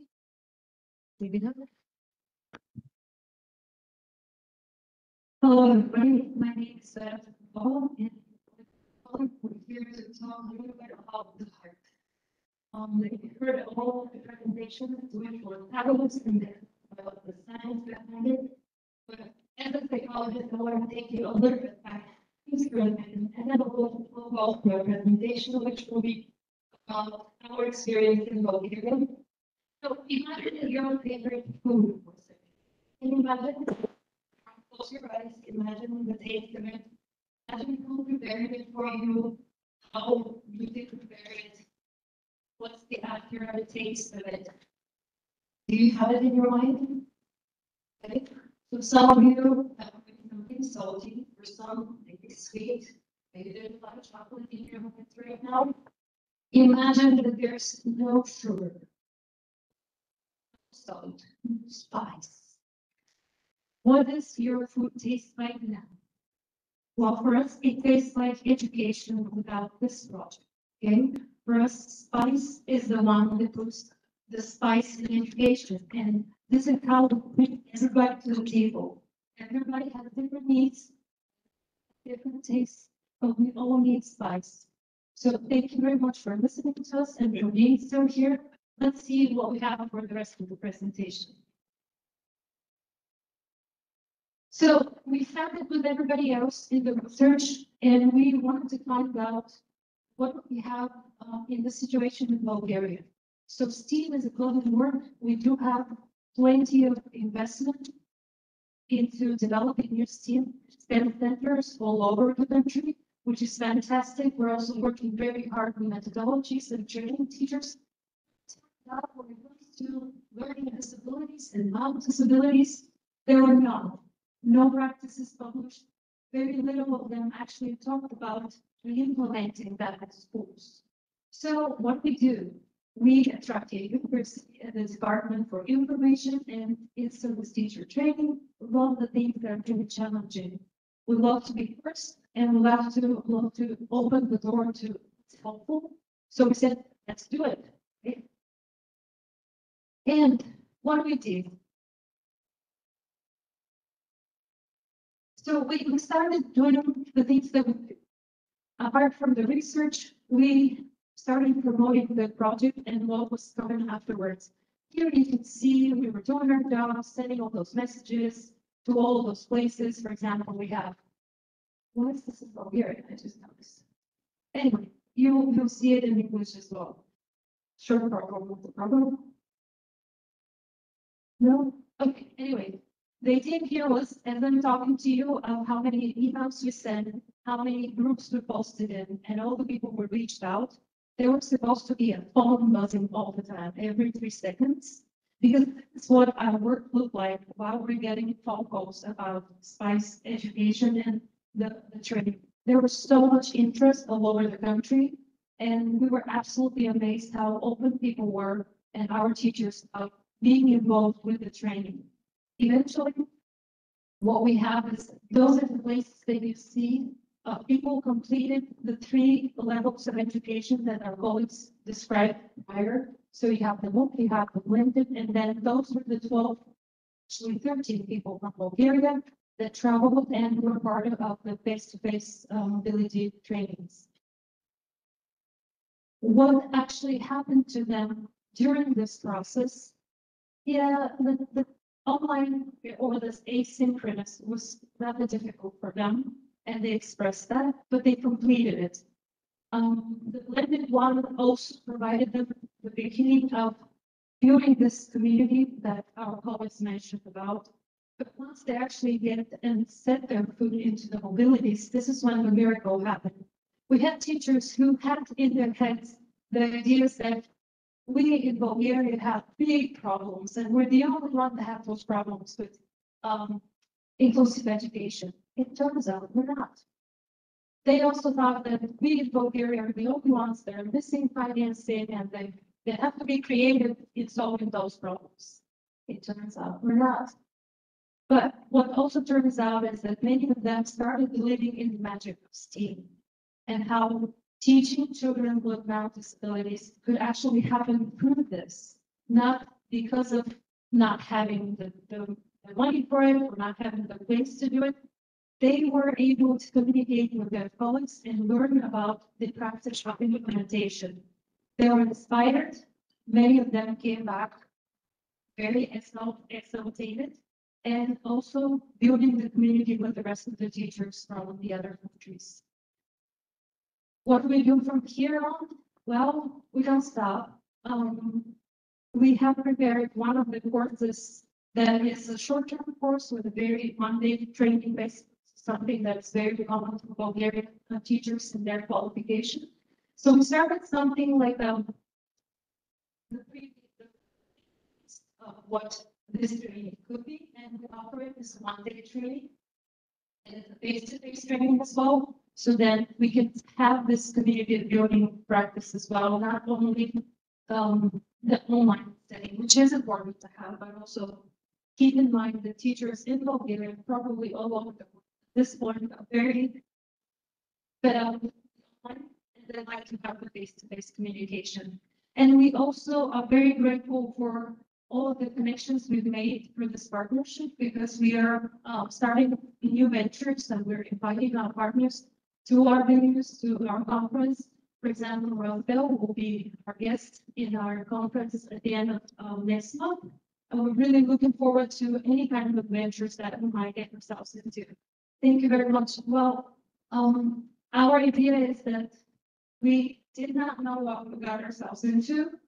Clearly, many of the teachers didn't either. But at the end, we feel like we are at the very beginning all over, at a very different level. We're motivated and we're hopeful. So thank you for your attention and looking forward to the next one.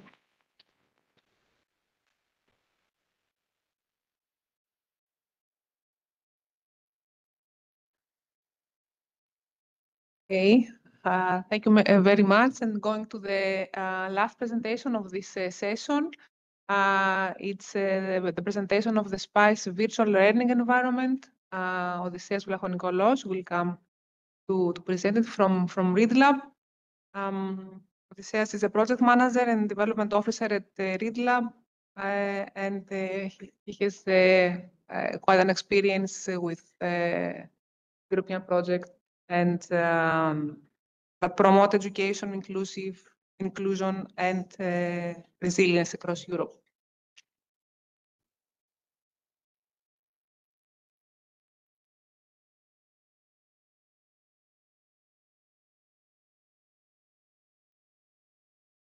I guess I will find it from Huawei because we're still sharing. I don't know.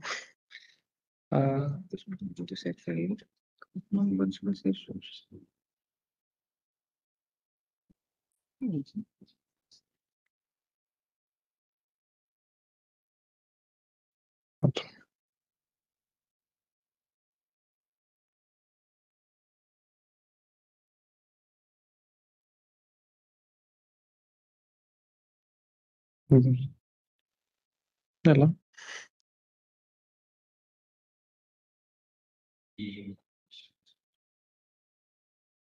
Amazing. Okay. Okay.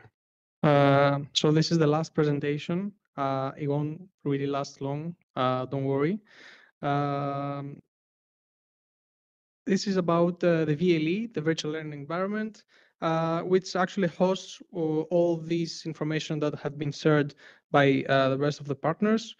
Virtual learning environment is a digital platform designed to support teaching and online training. It provides tools and resources that allow students and educators to interact, track progress, and manage the courses remotely. The SpicE VLE was created to host the project's MOOC, and it can be found from this QR code, which is also in the project's website as well. I can stop if you want to take to scan it. for 2 seconds.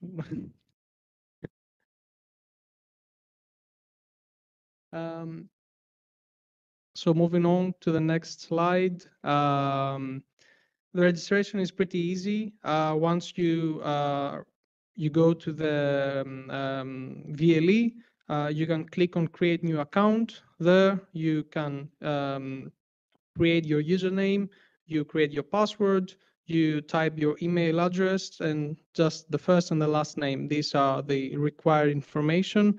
Afterwards, you will have to go to your email to confirm your account, and then you are in the VLE. Here, you have access to the MOOC of SpicE. On the right side, you can change the fonts in the accessibility button. On the left side, you can see all the modules and the structure of the whole course. The course consists consists of interactive and engaging learning experience with some post questionnaire for self-evaluation after each module. Also, there is the ability of subtitles in any project language. The evaluation is an assessment quiz. 2 attempts are allowed. The method that we follow is the highest grade of the 2 attempts, and we have a 60% threshold in order to get the final certificate of completion of the course. Now, some short analytics. We've gathered 2,327 registered in the virtual learning environment, with 2,000 of them being enrolled in SpicE MOOC. And as mentioned before, we have 826 certificates. Thank you.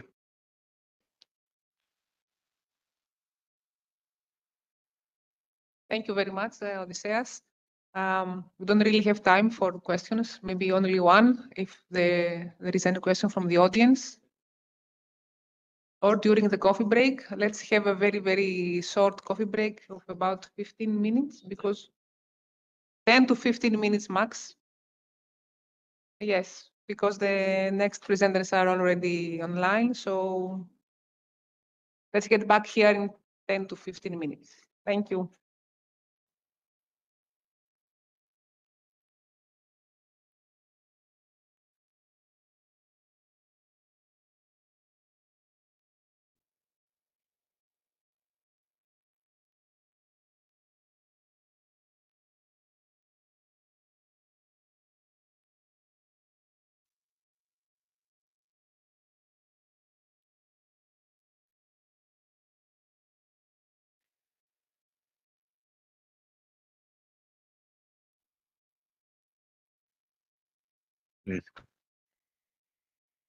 Δεν πειράζει.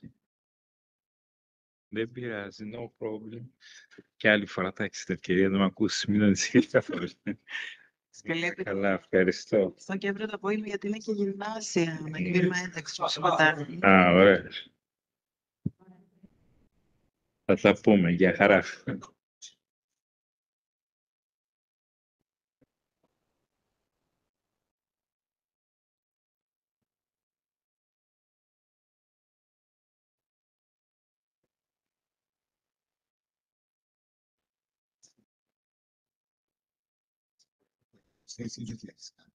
Όχι, κάτι βίντεο, τα βίντεο που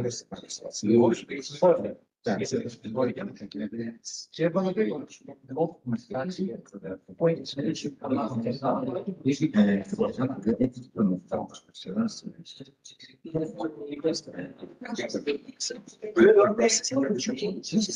αυτή είναι.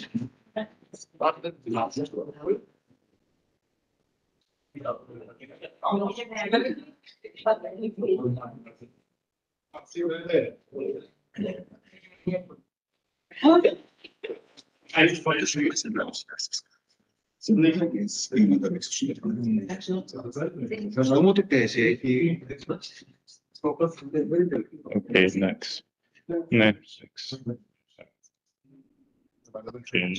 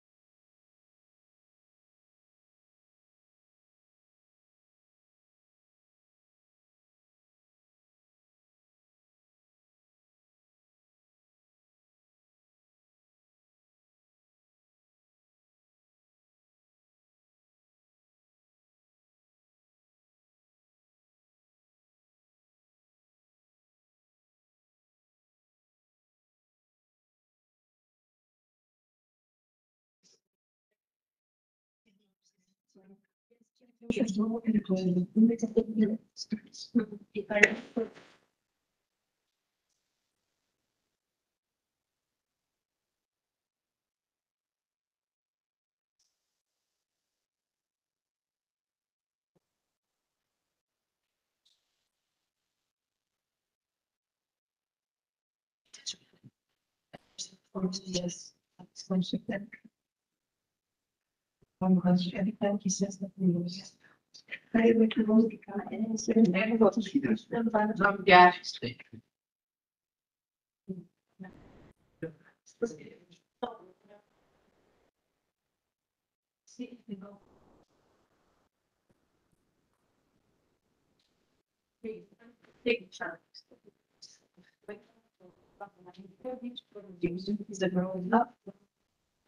Stagnation. Anywhere. It doesn't matter.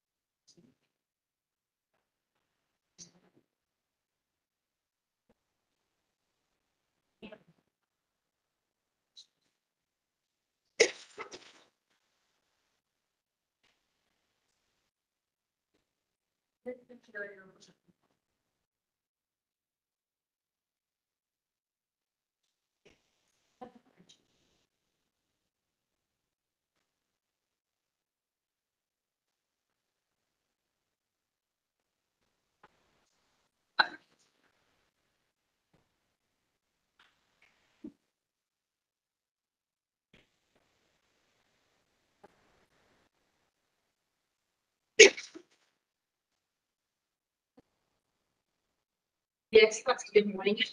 That's all we want.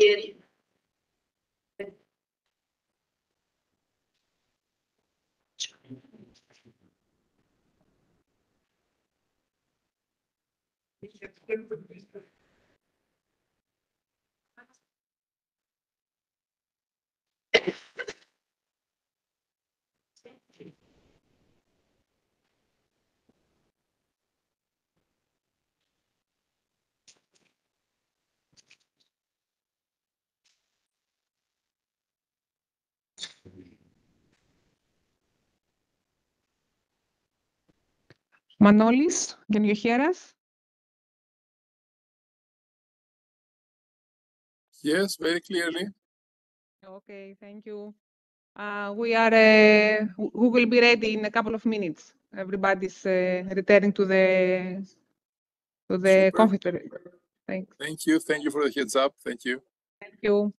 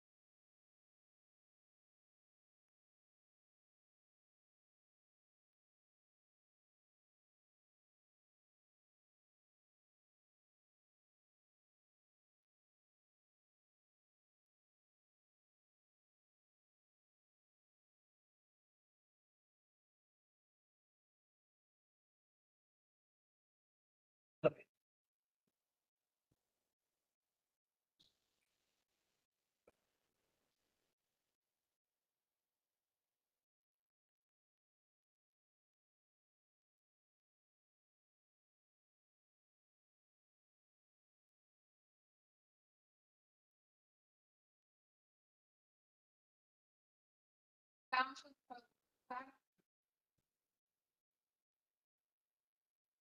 Manolis, you can start your presentation.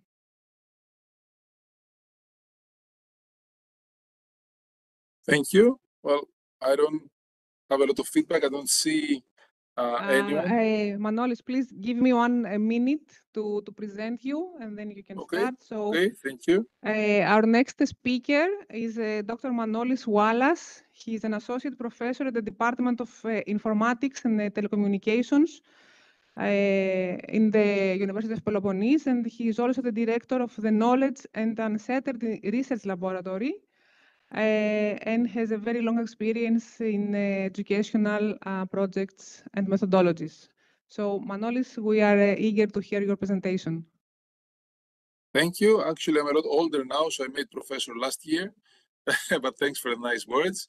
So I understand you've been running late, so I'll try to cut it short, not to cause the same thing from later on. So I'm going to skip a lot of things. You already mentioned I'm leading a lab called GovLab. About it, I'll just say it's interdisciplinary, so it's in the computer science department, so we have a lot of people working with computer science, but we also have educators from all levels of education.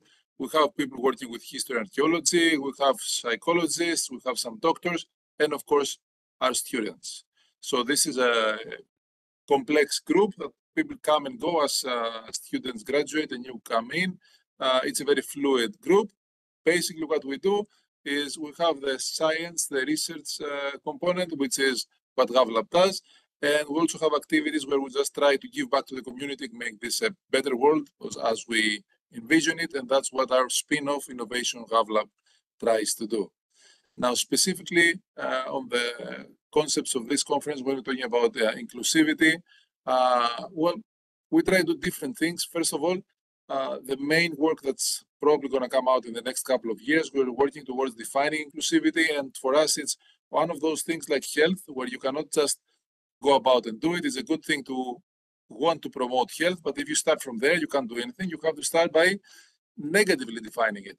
You need to define health by the lack of, like, not having cholesterol, not being obese, not having cancer. And once you identify the negatives, then you can start promoting it. The same thing with inclusivity. We define it as the lack of exclusion parameters, and we try to identify different ones and try to address them. So some of our activities, for example, target people being excluded because they cannot afford to do things like educational robotics, people being excluded because they have no geographical access, so we have some things online, people being excluded for cultural reasons. For example, we had a project targeting the Roma population that have higher dropout rates from school, and so on. Today, here we're talking about educational robotics, but what we're actually talking about, actually what my group wants to talk about, is collaboration skills, because collaboration skills are an essential skill for anyone, not just in school.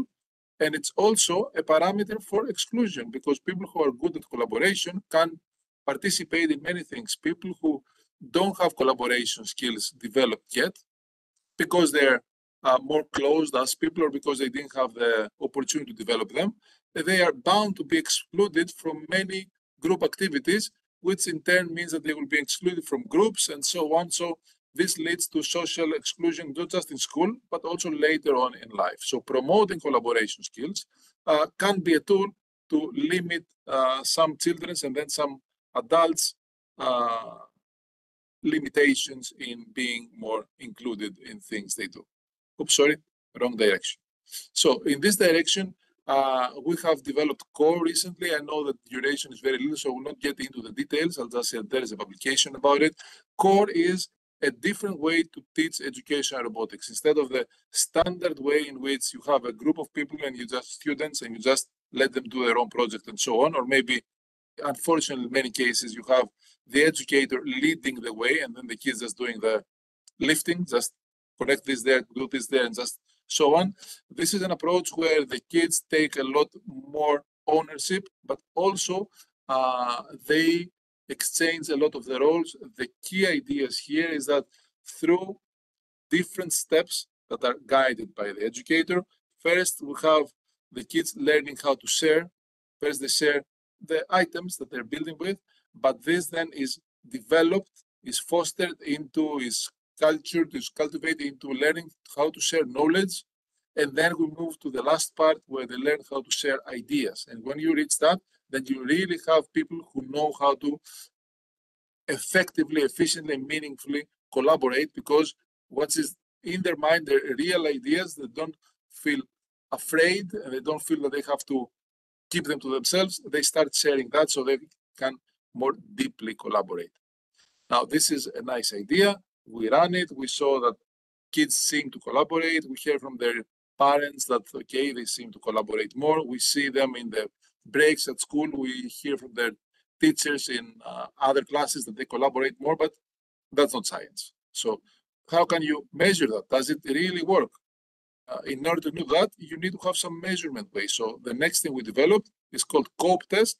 This is a test that is aimed to actually measure the collaboration skills. This was a tricky one because you measure you see collaboration skills when somebody is collaborating with other people. So there's always the danger that what you see is not that individual person's collaboration skills, but how he is interacting with that specific group. And with a different group, things might be different.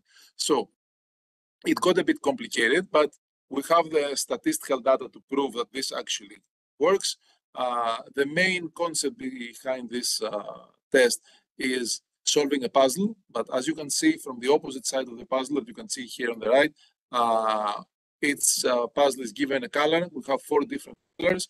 No neighboring pieces of the puzzle have the same color, and each color is given to one of 3 different students here, or kids, and then you have that group of 4 people trying to solve the puzzle together.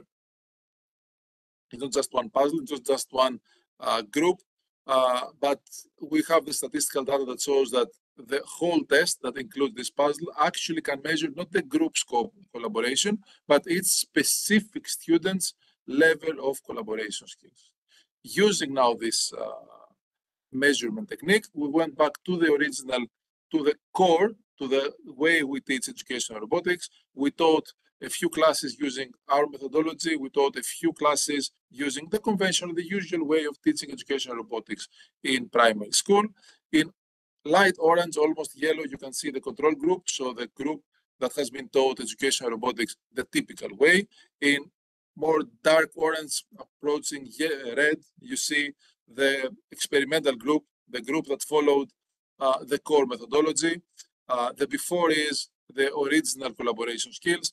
The after is after they did this, actually after they did this and a while later. So we see that clearly there is an enhance of the collaboration skills. Now, what does this mean? Well, for us, it means something really important, and it's not about educational robotics. It's not about how they do in that specific class. It's not about how they do that specific year in school. It's that we have a way, at the same time of teaching something technological, at the same time of teaching STEAM, of telling them this is how Lego works, this is how you program, this is how you solve a specific problem, and so on. We're fostering, we're developing, we're helping them develop, to be more accurate, their collaboration skills. So we have a dream or a hope that we might be impacting positively their later future as well, because having better or more grown collaboration skills makes you less excluded from many more activities later down the path of your life. So that's what I wanted to share with you, and I hope you found it interesting. If you are in the domain and you find some value in this, you can look for a group's application, how to apply core yourself, and start using it in your own teaching of educational robotics or anything else similar. Thank you. I can't hear you, but I can feel the warmth, so thank you very much. Thank you very much, Professor Wallace. There will be discussion in the end of the session, so we can move to the next presentation, which is artificial intelligence in education, applications and tools for supporting educators and students, which will be delivered by Marios Papavripido and Theodoros Karafilidis from the University of Cyprus.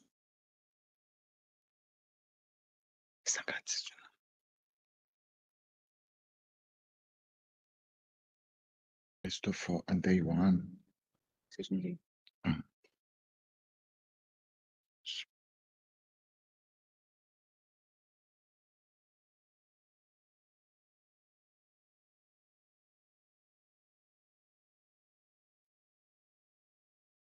So hi again. We will present some work that we undertook in the context of another European-funded project, that is the AI for EDU project. And together with Theodoros Karafilidis, a PhD candidate at our Department of Education in the Learning in Natural Sciences PhD program, we are here to share our work with you. So it is well known that we are living through a technological revolution, one that is arguably as transformative as the Industrial Revolution. Artificial intelligence stands at the forefront of this shift, reshaping not only industries like healthcare and commerce, but also redefining how we think about teaching and learning. AI is no longer a futuristic approach or a concept. It's already reshaping our classrooms. Intelligent tutoring systems, AI-powered chatbots, and virtual teaching assistants are already supporting personalized learning and experiences. Learning analytics platforms are helping educators understand students' needs more precisely and adapt instruction accordingly.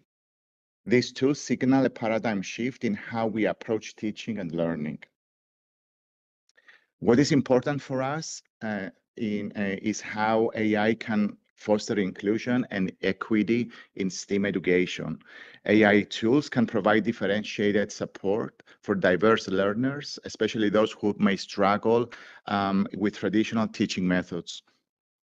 Instead of replacing teachers, these tools aim to enhance their work, enabling more tailored and responsive instruction. As I mentioned earlier, the work we are presenting today has been conducted in the context of AI for EDU project, a European-funded initiative that aims to explore the potential application of AI applications in transforming secondary education, but also it can be extended to other levels of education. And we will show examples later on. This project brings together partners from European countries like Greece, Cyprus, Sweden, and Ireland. Our goal is to design and evaluate innovative AI applications for real classroom use, keeping inclusivity and equity at the center of the development. This is a true collaboration between researchers, AI developers, teachers, and students. So what we exactly are we aiming to achieve? Our core goals include enhancing secondary school education by integrating AI applications in a meaningful and ethical way. We have developed in the context of this project 2 AI educational assistants, the Teacher Mate and Study Buddy. They are designed specifically to support instructional tasks by teachers and also self-regulated learning for students. It is about leveraging technology for better learning experiences and teaching practices. We expect these tools to have a dual impact. For students, they support self-paced learning, increase their engagement, and help them clarify difficult concepts. For teachers, they reduce administrative workload and offer more time for creative and meaningful teaching. Oops, sorry. Ultimately, we hope to see a positive transformation in both teaching outcomes and students' learning autonomy. And I'd like to give the floor now to Theodoros, who will walk you through a brief demonstration of the 2 AI tools. And because there are some technical issues with the internet, we had a plan B to demonstrate this. Hello, everyone. I'm Theodoros Karafilidis. My role initially was to demonstrate these 2 applications, the one developed for students and the one developed for teachers. I think there is some kind of firewall, let's say, and it doesn't let us log into the application, but it's 2 online free applications, so anyone can create an account there. It's in Greek now, but let's try to log in, and if we cannot do that,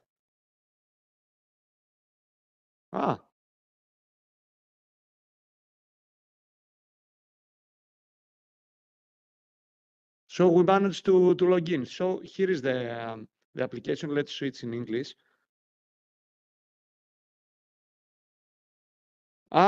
Έβλεπα ακριβώς το ίδιο πράγμα. Because I'm in the... So let me exit the... You managed to log in? Yeah, I did.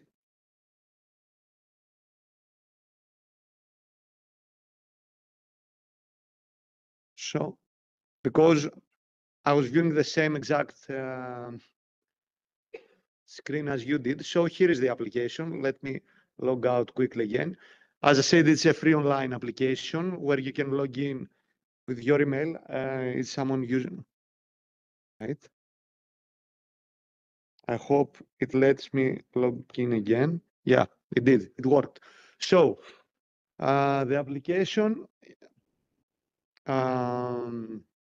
here is the teacher made. It depends on the role that you, when you sign up to these applications, you can sign up as a teacher or as a student. And then when you log in, it redirects you to the related application. So each application have different tools that support teachers in their everyday tasks. For example, it can help teachers generate a test, create a quiz, create a presentation, lesson plans.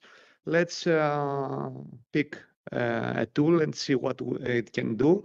It's similar to, it's different from other AI-powered chatbots because usually there you must create a prompt to give it to the chatbot and then get a response based on what you want to get. Here, we have created predefined fields where the user can fill them. For example, let's say we have students 40 years of age in the 8th grade. In the topic, I'm a physicist, so I will use physics examples because it's more convenient to me. Let's say mechanics in the subject of physics. And of course, it can be tailored to the user. And when we see the student's application, we can understand about that. Let's say that our students have are beginners in this topic. Let's think of a learning need, maybe understand and apply Newton's second law. Previous knowledge, as we can see here, we can add learning needs. Learning goals. I thought it was learning goals. We can identify and specify specific learning needs that the application is going to take under consideration and base its response on this input. For example, let's say that students with processing needs, previous knowledge, force and acceleration, learning goals. Here is the goal that and let's pick an assessment type, maybe multiple choice question. And then if we click generate, I hope it works. Yeah, it does. And the application automatically creates a prompt based on the input on the various fields and responds with what you asked. Of course, it takes into account students' level, their learning needs. For example, we could say that it's for students with dyslexia or any other learning need. And as we can see, because we said that they don't have previous knowledge, they give a definition for force, acceleration, mass, And it also includes an assessment quiz because we asked a multiple choice assessment quiz. Let's log out from this one and quickly demonstrate the other application. It's a study buddy. It's quite similar. It also includes various tools, but they're designed for students, and a student can create an account. And maybe let's which one? Let's use the explain term tool. I'm a student, let's say I'm 40 years old in the 8th grade. I want to study about physics term, let's say I'm interested about the concept, the term of force. I have some familiarity with it. Learning needs, again, I can say use simple vocabulary. And let's generate. Again, a prompt is created based on my input, and I get a response, helping me to understand what force is with simple vocabulary. Of course, there are other capabilities. In some features, these two tools are connected, and a teacher can assign a test to a student. The student can complete the test, send it to the teacher. The application itself, using artificial intelligence, can review and evaluate students' responses, provide feedback to students, and there are a lot of features added, but of course we don't have time to go through all of them. That's it from me. Again, it's free, it's online, so any one of you can use it. I don't know if we upload the presentation somewhere. We have the links here to get to the application. So if you get the presentation, it's easily accessible to anyone. That's it from me. Thank you.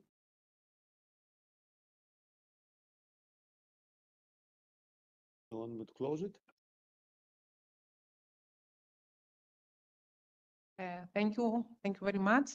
Next presentation is again from Trakia University, from Eva Boneva, specifics of learning difficulties, new technological approaches. I think Eva is online. Hello, should I share it? Yes, you can share your presentation.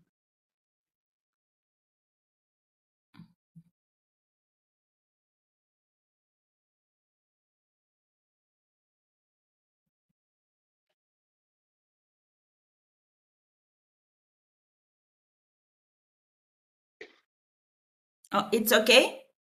Can you put it in presentation mode? We can Um, see the screen, but it's not in presentation mode. Where can I find the presentation mode? You can press F5. F5. Okay. Did something happen? No. Hmm. The other thing that you can press is the small icon next to the magnification, the slider.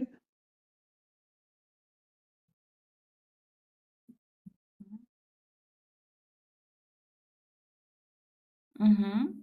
Maybe can Like this? Yes, this one. Just Okay. no. We can still not see it in presentation mode. No, it's not moving? Can you share your screen and not Oh. content? It will be easier. Let Stop me see, sharing. because Stop sharing. Uh-huh. And share again, but choose share screen. Share entire screen like this.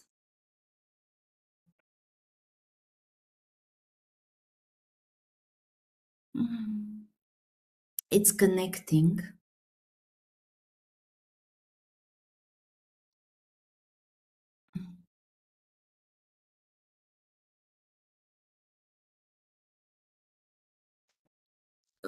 For some reason, it is not, like, it says connecting, but it's not connecting. I also have your presentation here. Do you want me to share it and from here? Yes, I'll try one last time.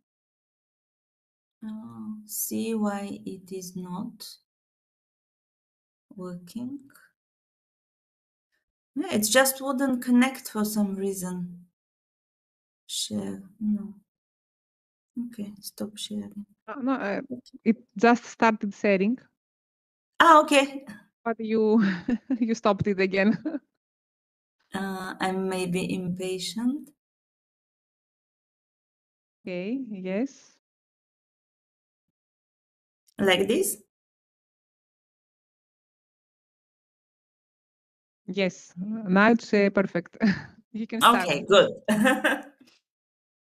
Okay, first of all, hello. I'm very happy to see you, and regret I'm not there with you. And in my very short presentation, my main aim is to remind you of the importance to use technologies, simple technologies that we can in the classroom, so that we can be of support even to those students that have specific learning difficulties.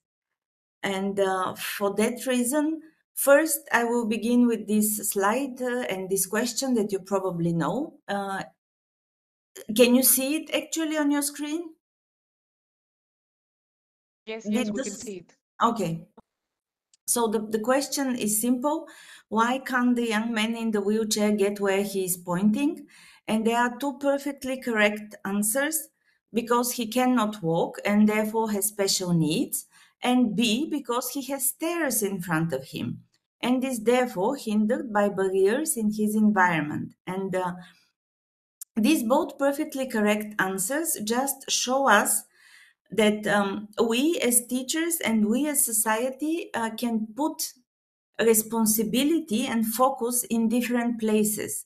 In the answer A, we put it on the student, on the young man here on this picture. He is disabled, so he cannot walk, like it's his responsibility.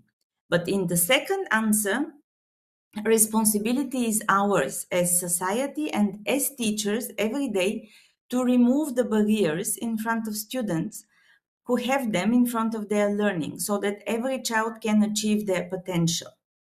And this is what inclusive education is about. And this is also what we use technologies for, removing barriers, as simply as that. And we say diversity is important, and there are many challenges with diversity. First of it being that when we enter the classroom, we expect to see 3 rows of average children for whom the curriculum is created. But we as teachers and professors, we know this is not true, and every child is different. There are no average students, and there are also no typical dyslexic students, for example. One student with dyslexia will not look like another student with dyslexia in terms of their learning. So there is no such thing as typical dyslexic student. They are different as everybody else. And this is where technology can help, but we need to know it so that we can diversify. And when I say specific learning difficulties, you know, this is the dyslexic spectrum. It's really not just dyslexia, dysgraphia, dyscalculia, attention deficit or attention deficit with hyperactivity disorder, Asperger's, and other conditions like that. We call them often, in inclusive education, we call them invisible disabilities, simply because like other disabilities you can see, if they're physical or sensory, you can see there is a difficulty. With these specific learning difficulties, you just don't see. There are no difference in appearance, and very often children don't know themselves that they have it, and their parents don't know. So this makes it even more difficult and our task also more challenging, but also more interesting to spot the need for diversifying teaching. This is one of my favorite pictures. Do you notice something about it?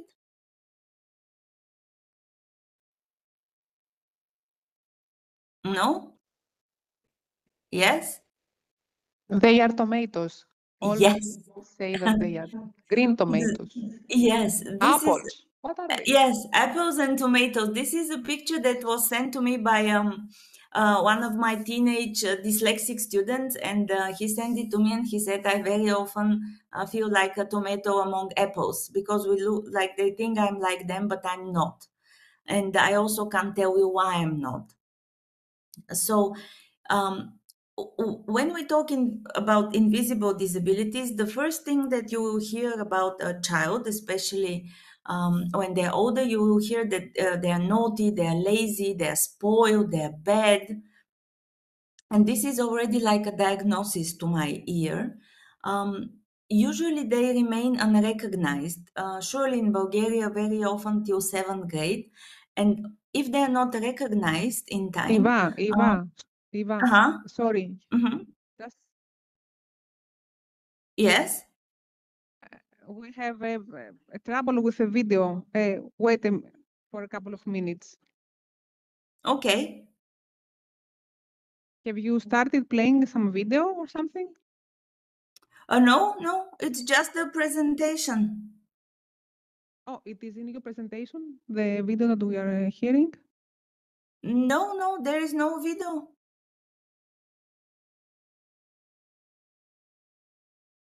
Ah, okay.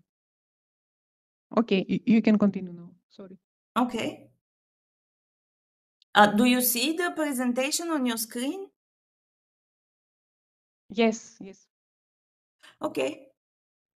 So, and because they remain unrecognized, I was there, therefore they remain unaccepted and unsupported. And they just go on with this label. And we should remember that in the first grade, when all children go to school, they want to be the best and get all the stars and be favorite of the teacher. But then something happens and all the children like succeed and learn to read and write, but our kids don't. And they don't know they're different. They think they're like everybody else. They just see that everybody manages, but they don't. So what they draw as conclusion is that they're stupid, and there is nothing worse than being stupid. So instead, very often they start to have some challenging behavior or oppositional behavior, or say things like, I don't want to do this, like pretend I'm lazy, or I don't care, or become the clown of the class, because everything is better than being called stupid, which they already start to believe they are. So self-esteem is probably the most important thing. And of course, it impacts their academic performance. And it's important for us as teachers to remember that dyslexic spectrum and other specific learning difficulties, they are neurological and genetic. There is no lack of intelligence or effort. In fact, by definition, it's average or above average intelligence. And then there are another thing that is important to remember is that in every country, there are between 10 and 17% of children who have this difficulty. So in every classroom, there will be at least one. And quite often they might remain unnoticed because they're so good at coping or choosing behavior that will not show they have difficulties. And again, no two children are the same. And again, it's just differently wired brains. They work differently. And some little short circuit is a quotation from one famous dyslexic man who said, I know the letters, I can write.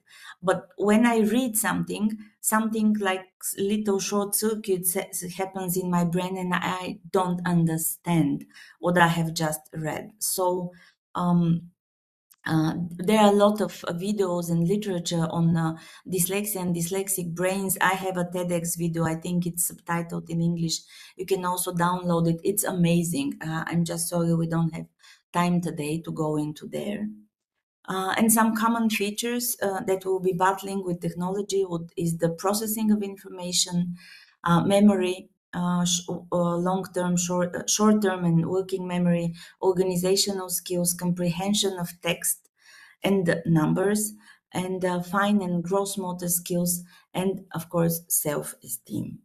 Because you can, in today's world, you can do with everything and succeed, as we have many examples of successful people with specific learning difficulties, but you can't do nothing without your self-esteem. So it's important to remember that.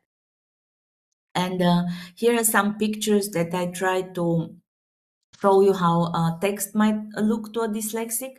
So like this, or like this, but also imagine that the text is moving or changing colors or becoming 3D in front of your eyes. So if you really focus, you can still read, and this is Spanish, but then you have a headache, and then you won't want to read anymore, but nobody will believe you that you have a headache.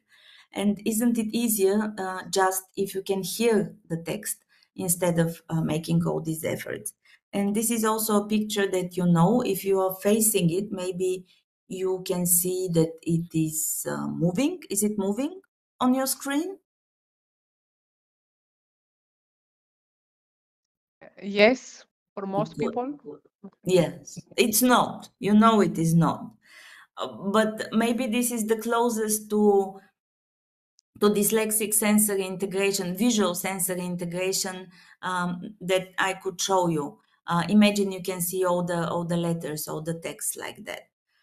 So to deal with, and this is just one tiny example of the sensory integration problems that children with specific learning difficulties face.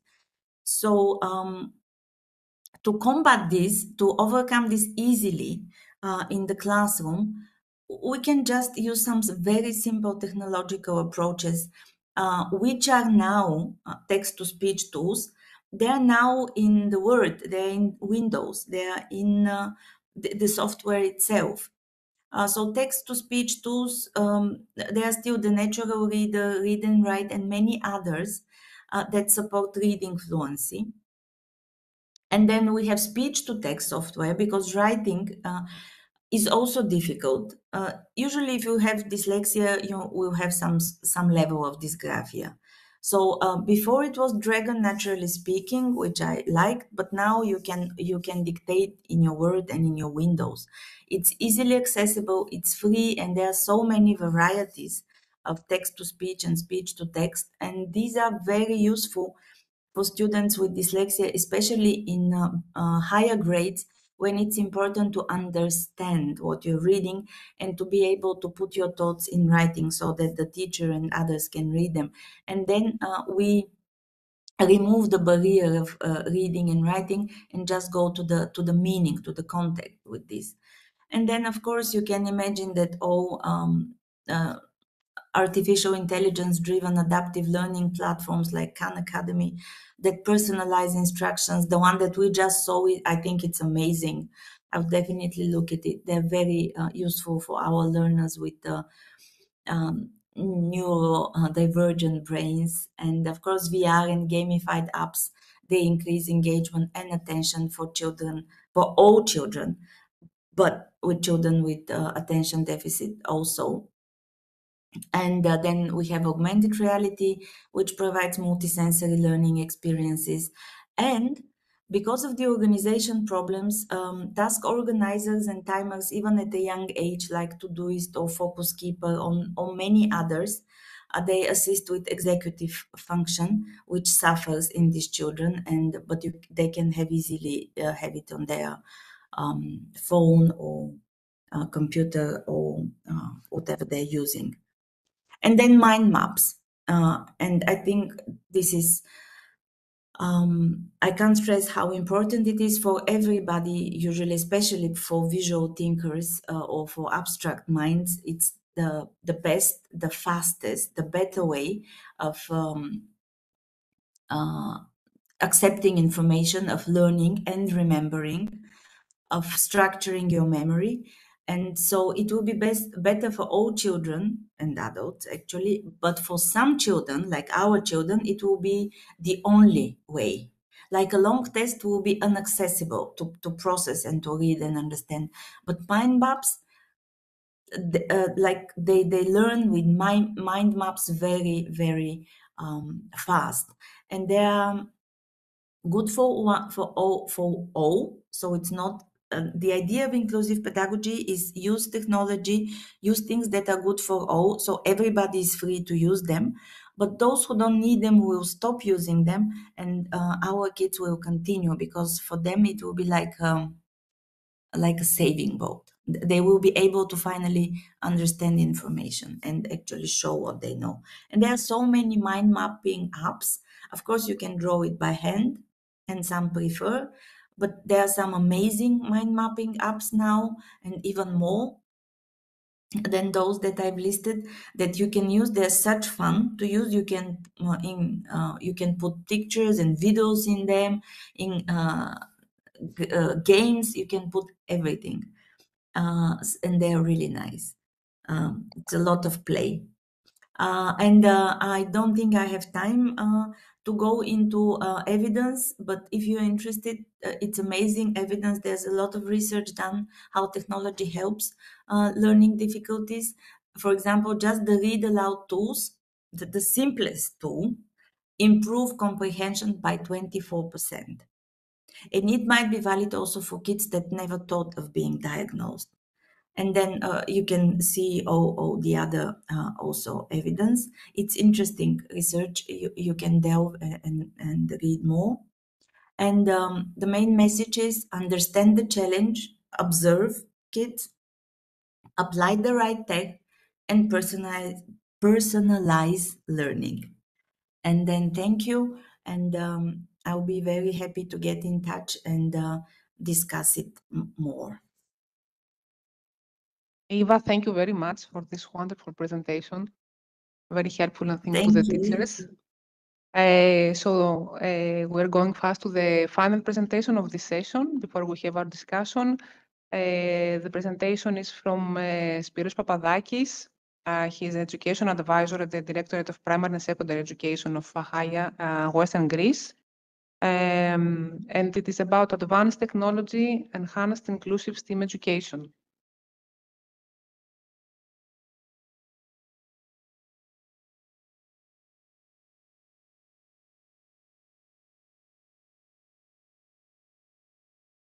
Good afternoon. Thank you all of being here and online in this short presentation. We'll explore how cutting-edge technologies can dismantle barriers and create equitable STEAM learning opportunities. STEAM fields drive innovation, but exclusion persists. Let's examine the challenge and how tech can be a great equalizer. This is my presentation overview, and our goal is to highlight the transformative potential of advanced technologies in creating through inclusive STEAM learning environments, and discuss some example of best practices and inspire future collaborations and research for fostering creativity, critical thinking, and problem-solving skills. Why STEM? STEM, all we know that is crucial for 21st century skills innovation and economical development, because fosters critical thinking, problem solving, creativity, and collaboration in real praxis, and at the end integrates arts and all other disciplines for imaginative and interdisciplinary solutions.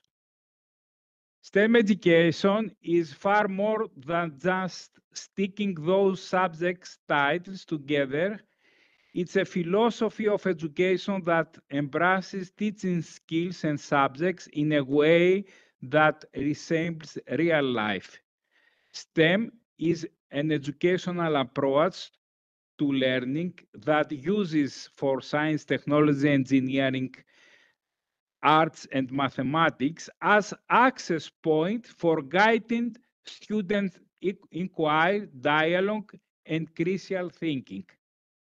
Looking for ways to foster curiosity and the love of learning in our children, regardless of ability or history, with a focus on all this. Inclusive STEM education means creating learning environment and opportunities that are accessible, equitable, and engaging for all students, regardless of their diverse learning needs, backgrounds, ability, social economy statuses, genders, ethnicities, or other individual characteristics. It actively seeks to address the dismantled barriers that have excluded certain groups from participating and succeeding in STEM fields. This involves address diverse learning needs, acknowledging and valuing diverse backgrounds, catering to various abilities, overcoming socioeconomic status barriers, and promoting gender equity, ensuring ethnic and racial inclusivity. One size fits none. All we know that teachers are the bridge, but need support. Translate theory into actionable strategies. We listened before about universal design for learning, but also for collaborative work, real world problem solving. And this is something that we try to do in this STEAM approach. Technology serves as a powerful enabler for inclusivity in STEAM by breaking down traditional barriers to access and learning. It can provide adaptive tools and assistive technologies for students with diverse learning needs and ability, make completing concepts more approachable. Furthermore, technology facilitates remote learning and global collaboration, allowing students from underserved communities or distant locations, allowing to access to high-quality STEAM education and connect with peers and mentors worldwide, thereby democratizing learning opportunities and broadening participation. I have selected 5 key technologies for inclusive STEAM. First of all, of course, is artificial intelligence. Second, virtual reality and augmented reality. Robotics and coding with focus on accessibility. 3D printing and digital fabrication, and wearable technology and Internet of Things. This is 5 key technologies that we can use to foster the interesting of our students, but also we have to think that advanced technology enhanced inclusive STEAM education is not just about using computers, but leveraging sophisticated tools for personalized scale, tailored content, and pace to individual needs, accessibility by design, building inclusion from the ground up, not as afterthought. Engagement and motivation, that means making learning exciting and relevant to learners' needs. And data-driven insights. This means that we're using data to inform instructional decisions. Inclusion starts with educators' mindset. STEM is the vehicle, but educators are the drivers of the change, and inclusive education is the destination. How institutions and educators can implement this technology inclusively? In SpicE blended learning course, we have seen LAMS as an example of advanced learning design technology. LAMS, Learning Activity Management System, is an open source web-based platform designed to help educators create, manage, and deliver individual and collaborative learning activities face-to-face, in person, and online. Its key strength lies in its visual environment, which allows teachers to sequence different learning activities and tools in structured learning designs. Activities is the heart, as Professor Agayotis mentioned at the first, at the end of our first presentation. Activities are the building blocks of learning design, and the labs offer a variety of activity types, including content delivery, individual activities, collaborative activities, assessment activities, but also flow activities that give us the opportunity to organize group, gates, branches, optional, and support activities. Teachers, as inclusive team lesson designers, are individuals who create and manage or monitor the learning designs and the learning environment. Learners are individuals who participate in the learning designs. Labs provide tools for teachers to track learners' progress, monitor activity completion, and potential intervene if needed. Reporting features are available to provide insights into learning engagement and performance. LAMS allows teachers to arrange activities in a specific order, including linear sequencing, branching for differentiation instruction, parallels activities, multiple activities can occur simultaneously, and also learners can be organized into groups for collaborative activities. But one of the most important issues is LAMS international community. Our message to all teachers is share your lessons, because now we can find more than 3,400 lesson designs at a global network of educational developers and researchers who use LAMS. And each member can upload, browse, and download designs created by other users. This allows educators to benefit from the collective experience and resources of the community. You can find also a variety of inclusive STEAM learning lesson plans and activity sequences ready for use and, of course, for adaptation.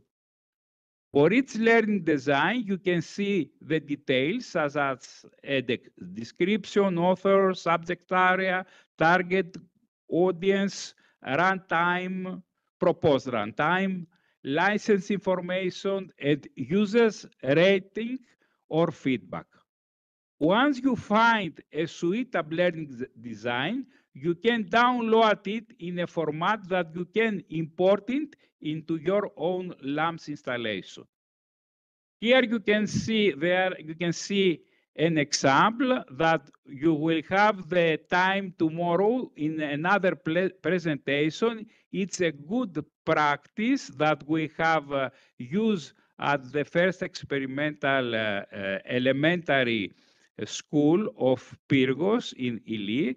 And you can also see the same sequence in English and in Greek, and you can use it free as one good practice, one good examples about a STEAM approach for diverse learnings.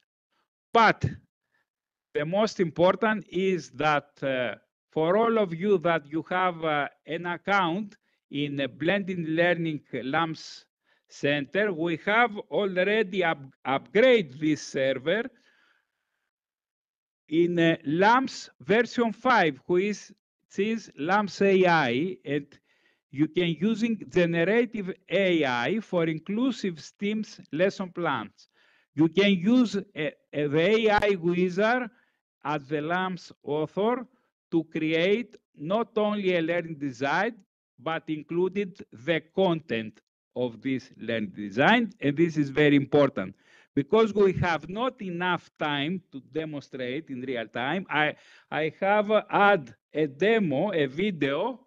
It's 16 minutes. You can run by yourself and step by step to understand how you can use this wizard to create your own learning design based on this.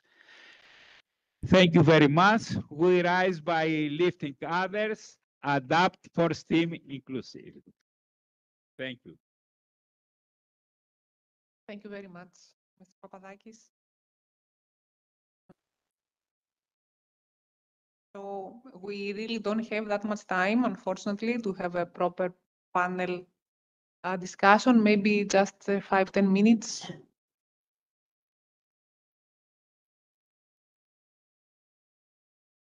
So first of all, thanks to the for the inspiring details of this session. Well, I want to ask them a couple of questions to just instigate some discussion, but we're running out of time, so I will ask them anyway. But I will also ask for a precise answer then. I hope that, okay, our two online speakers are there, I can see them, and the other two are here in place. Dr. Papadakis' the presentation gave me actually a very good pass to ask the first question, because you mentioned it in your presentation, Spiros. We're talking a lot about inclusion. You can hear me. You cannot hear me online. No. Not very clearly.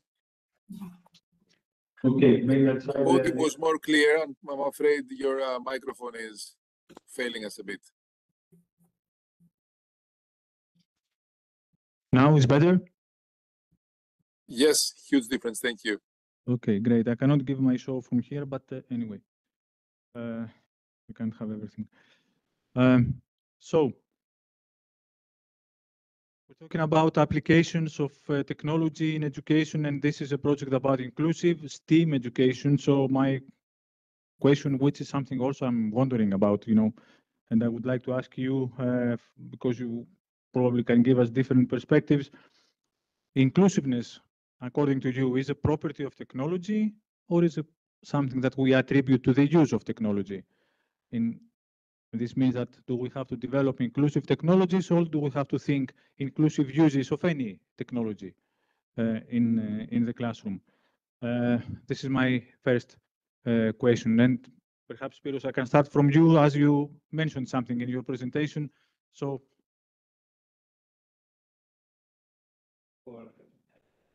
this is a fantastic and critical question.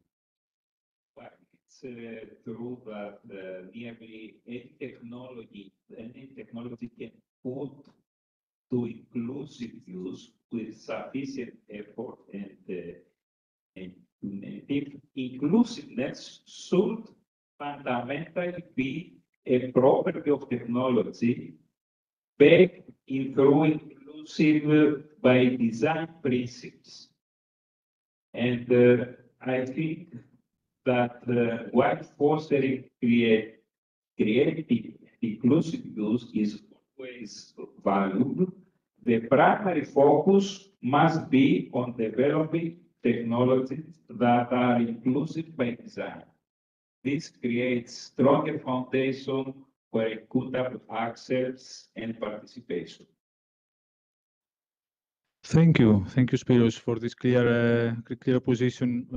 Marios, you are also developing technology in your project. So, what do you think about the question and about Spiros' perspective?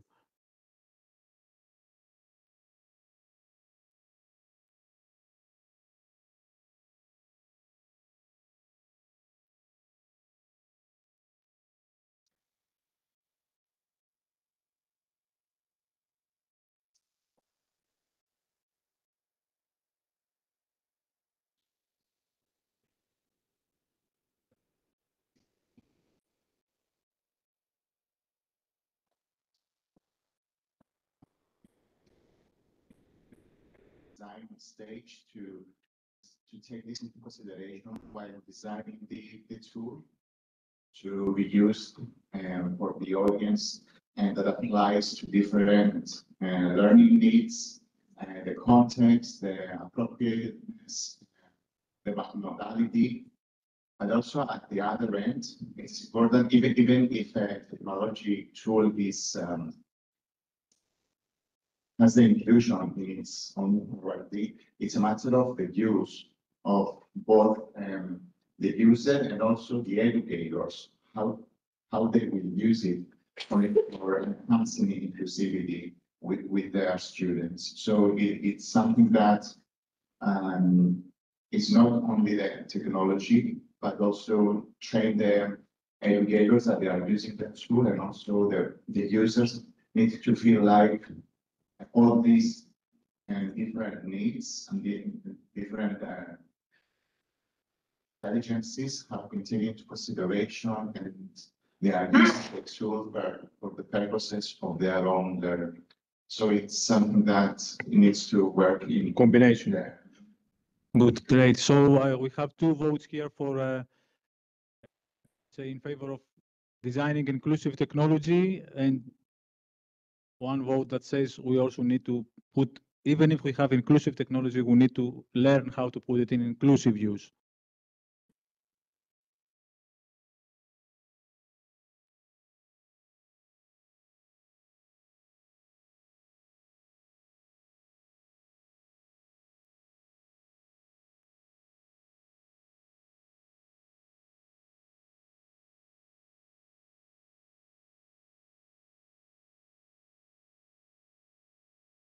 Thanks, Via. So, Manolis, it seems that if we don't have an inclusive technology, perhaps we cannot put it in inclusive use. This is what I understand from what our colleagues said here. What do you think about that? Well, I'm sorry I didn't get to hear them. I was very happy to see Spiros. I hadn't seen him in a long time. My view is a few steps away from that, so it's neither one nor the other. As I was saying before, in our group, we see inclusivity as one of those negatively defined concepts. So we define inclusivity as the lack of exclusion mechanisms. So the technology is not a parameter there. The important thing is to identify how people are excluded and then build around that. So it's not a property of the technology, it's not a property of the way we use it either. It's a property of our society or the mini societies we address each time. And the goal is to address the exclusion mechanism. Technology is just a tool that we might use. It's not actually relevant to the inclusivity itself. That's an interesting perspective, but still it's society who develops the technology, well, some part of society, and another part of society that puts it into use. So in the end, perhaps some of these barriers that you correctly say, as you correctly said, exist in the environment actually of the user. This helps me actually for my second question, but we need a little bit time for that. May result as a, as a property of the technology or as a property of the use. Eva, what do you think? Yeah, I think both. We can use existing technologies as much as needed to remove the barriers in front of learning and participating, actually. But we also need to develop future inclusive technologies, and there are some that are amazing. That you know that you can command computer with your eyes or with one eye, and many technologies like that that allow children and people with severe disabilities actually participate and we are now able to hear their voice for the first time. So I think it's both. It's not either or. Okay, so you are sort of voicing the requirements of the users of this technology, but now I go to my second question. Do they really care, the users of this technology, about whether the technology is inclusive or not? Do they really perceive it as inclusive or exclusive or non-inclusive? These are three different things. Or they just want to use it to do the job? What do you think about that, Eva? Oh, I think they don't care. Who created the technology and why? Usually, if they can use it, they would use it, especially children and young people. And all children and young people will use it, regardless if they have differences, difficulties, barriers. If it serves the purpose, they will use it. They're very pragmatic, and it's not a bad thing. Okay, so it's a matter of capacity, matter of empowerment, actually, help them become competent in using this technology, and they will use it in the end. What do you think, Marius, about that? What do you And think make them about the available, perception of, yes. What do you think about the perception of users regarding inclusive technology? The other side of the, let's say, coin.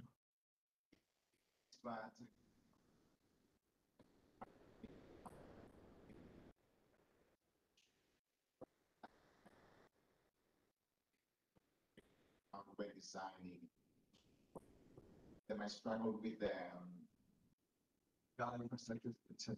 So maybe we didn't give them enough opportunities to think of whether this element has been integrated. We also receive these messages from teachers. We are using inclusion, but given that this concept has a lot of perspectives and a lot of meanings, maybe they didn't see the inclusion from the perspective that we are using in the context of projects and the concept of maybe they didn't think of whether inclusion is something that's integral when using technological tools. And maybe we give them the voice, and if we ask them to think of this, maybe they would give us feedback that need to take into consideration. It's more about conveying struggles, difficulties, and things that they would like, technical oriented things. And inclusivity, I don't think that sometimes it hasn't been into consideration. I'll get back to you about that shortly. But you say actually that we are still in the stage where, while we are looking forward, in reality, we have to deal with technology that breaks down, and this is the main concern actually during our everyday practice. So, yeah, it's not inclusion that matters so much as to make the technology work, and then we'll make it inclusive. What do you think, Spiros?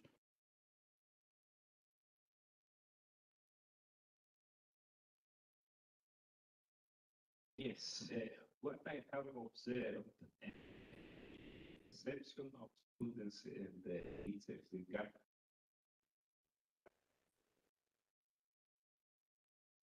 are varied, but generative learning creates a strong recognition of the need for greater inclusivity, even it's not always articulated as a direct demand for inclusive technology. Of course, educators as advocates adapt resources, push for better solutions, and recognize the gap technologies.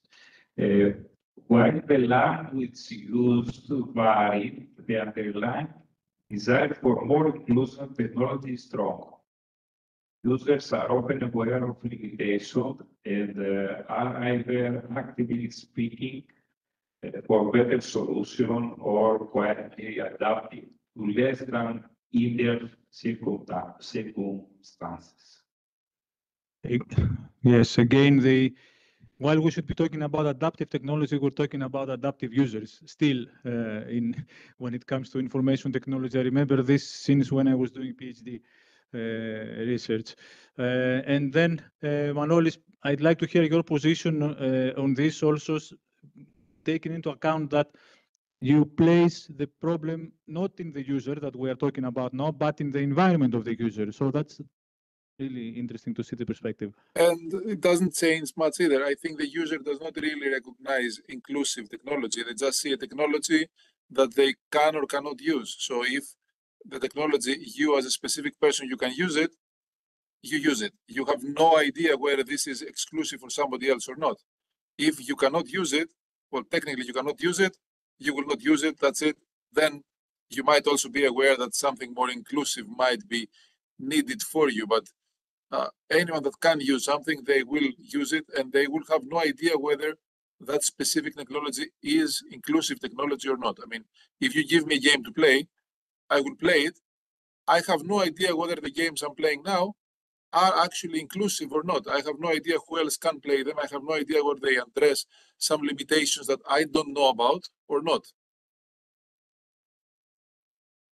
So it's a matter of individualization. That's another interesting perspective. What would you say about that, Eva?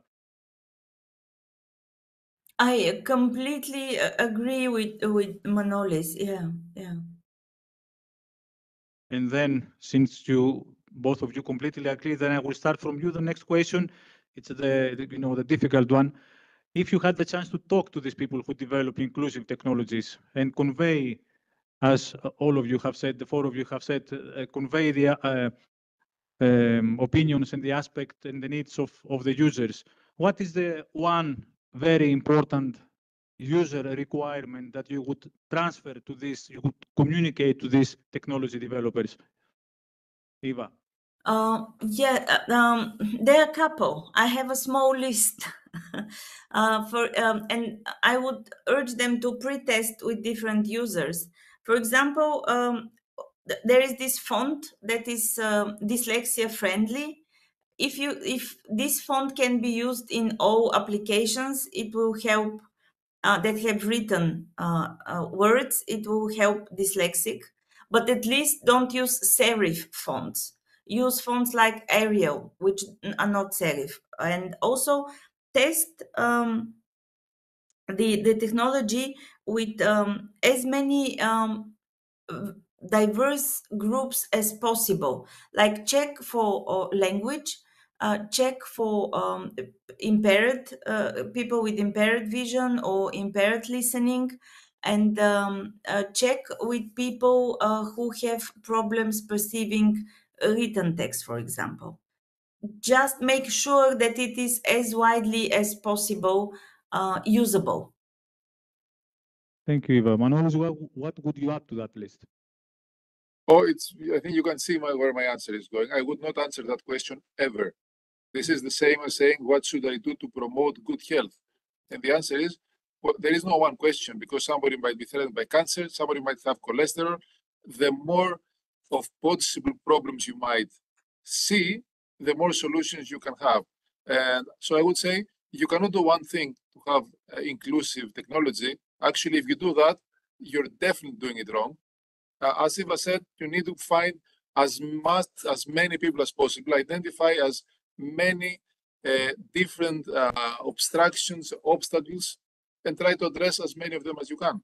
If you just focus on one, so I will do this, you're definitely excluding a lot of other people. So there is no one size fits all. I think, Spiros, you said that in your presentation. So it's exactly the opposite. If you're going for one size, you're definitely being exclusive. So what would you say to these technology developers?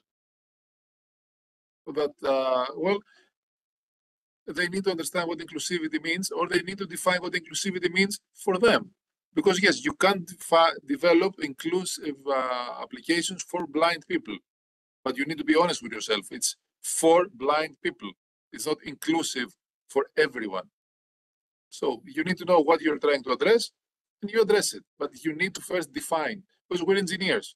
If you don't define the problem, you cannot really solve the problem. So if we let the inclusivity be an abstract term, then of course you cannot do anything as an engineer. You need something that you can measure, set a goal. I'll take it from 5 to 4, then have a plan to do that, and then do it. But if you don't start with a definition in a measurable way, then we're just blah, blah, blah, but we're really not doing anything. It's true, Manoj. It's nice to see you again for meeting. But the problem is that always we have time limits and budget limits, and that's the problem.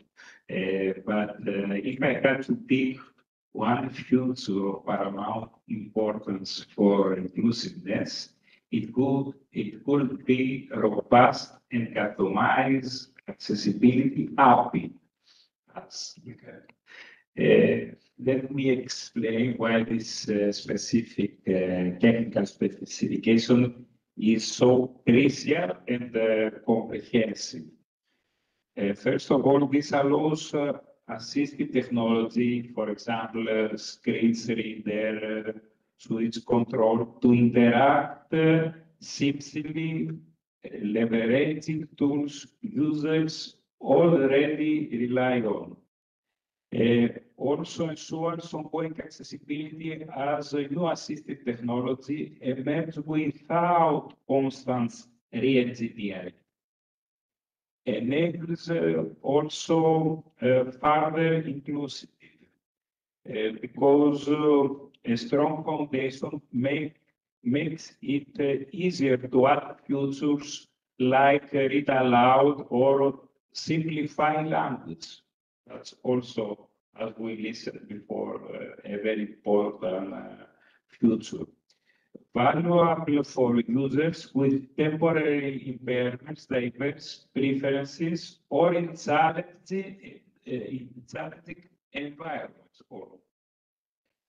This feature ensures that technology it isn't just usable by some, but truly accessible and adaptable to the diverse way humans interact with digital tools in general. Thank you, Spiros. Very, very insightful. So, Marius, it's up to you to close this discussion. Is there perhaps time for a quick response? Yes, unless you want to have the last word. No, I never want to do that. That would be rude. So I would say that I totally agree actually with Spiros, although it seems that we're saying something different. So let me pivot this where they meet. I would never say this as an excuse to never do anything, because overgeneralizing would do nothing. Going to the health example, which is easier to understand, I would say, of course, we need to specifically promote health, but how? You check your specific population, you see what are the important problems there, important in two ways, affecting most people and affecting them seriously, and address those. So, as Spiro said, if we're targeting specific students, then we need to see what are the disabilities or the limitations that affect the most students, but also affect them in the way that most limits them from using the software. And then we target those limitations, but knowing that this does not make this fully inclusive, this makes it more inclusive. We chose to do the things that many students are limited, leaving out other students because we don't have, as Spiro said, the time and the budget to make something perfect for everyone. So yes, we can do specific things. We need a study because for a different population, there might be different priorities, because you might have a set of schools where everybody has one condition or another community where the other conditions prevail. So we need to have a study, but the idea would be, again, identify what are the actual limitations, address those, and then you're less exclusive than before. And no, I don't want the last word. And thank you so much. Thank you, Manoli. So, yeah, inclusion for all means actually taking care of each and everyone's needs. This is the bottom line, I think. So Marius, please.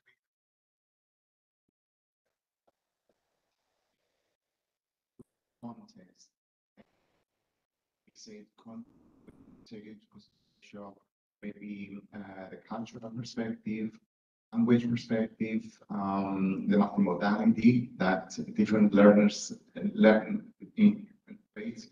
So adaptability, I think, is the key point for me when designing it, when using technology for the sake of teaching and learning.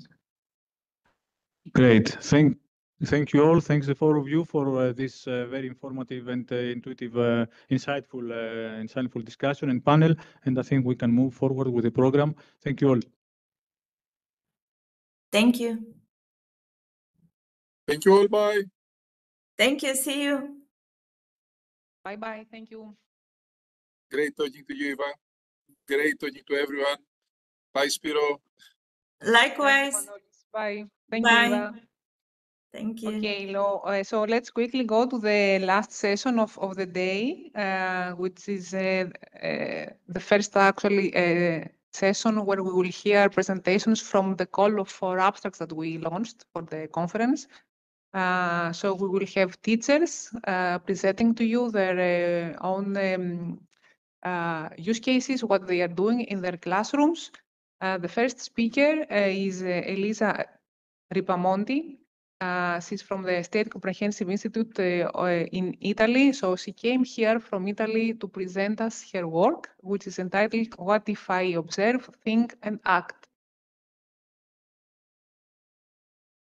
Good evening, everyone.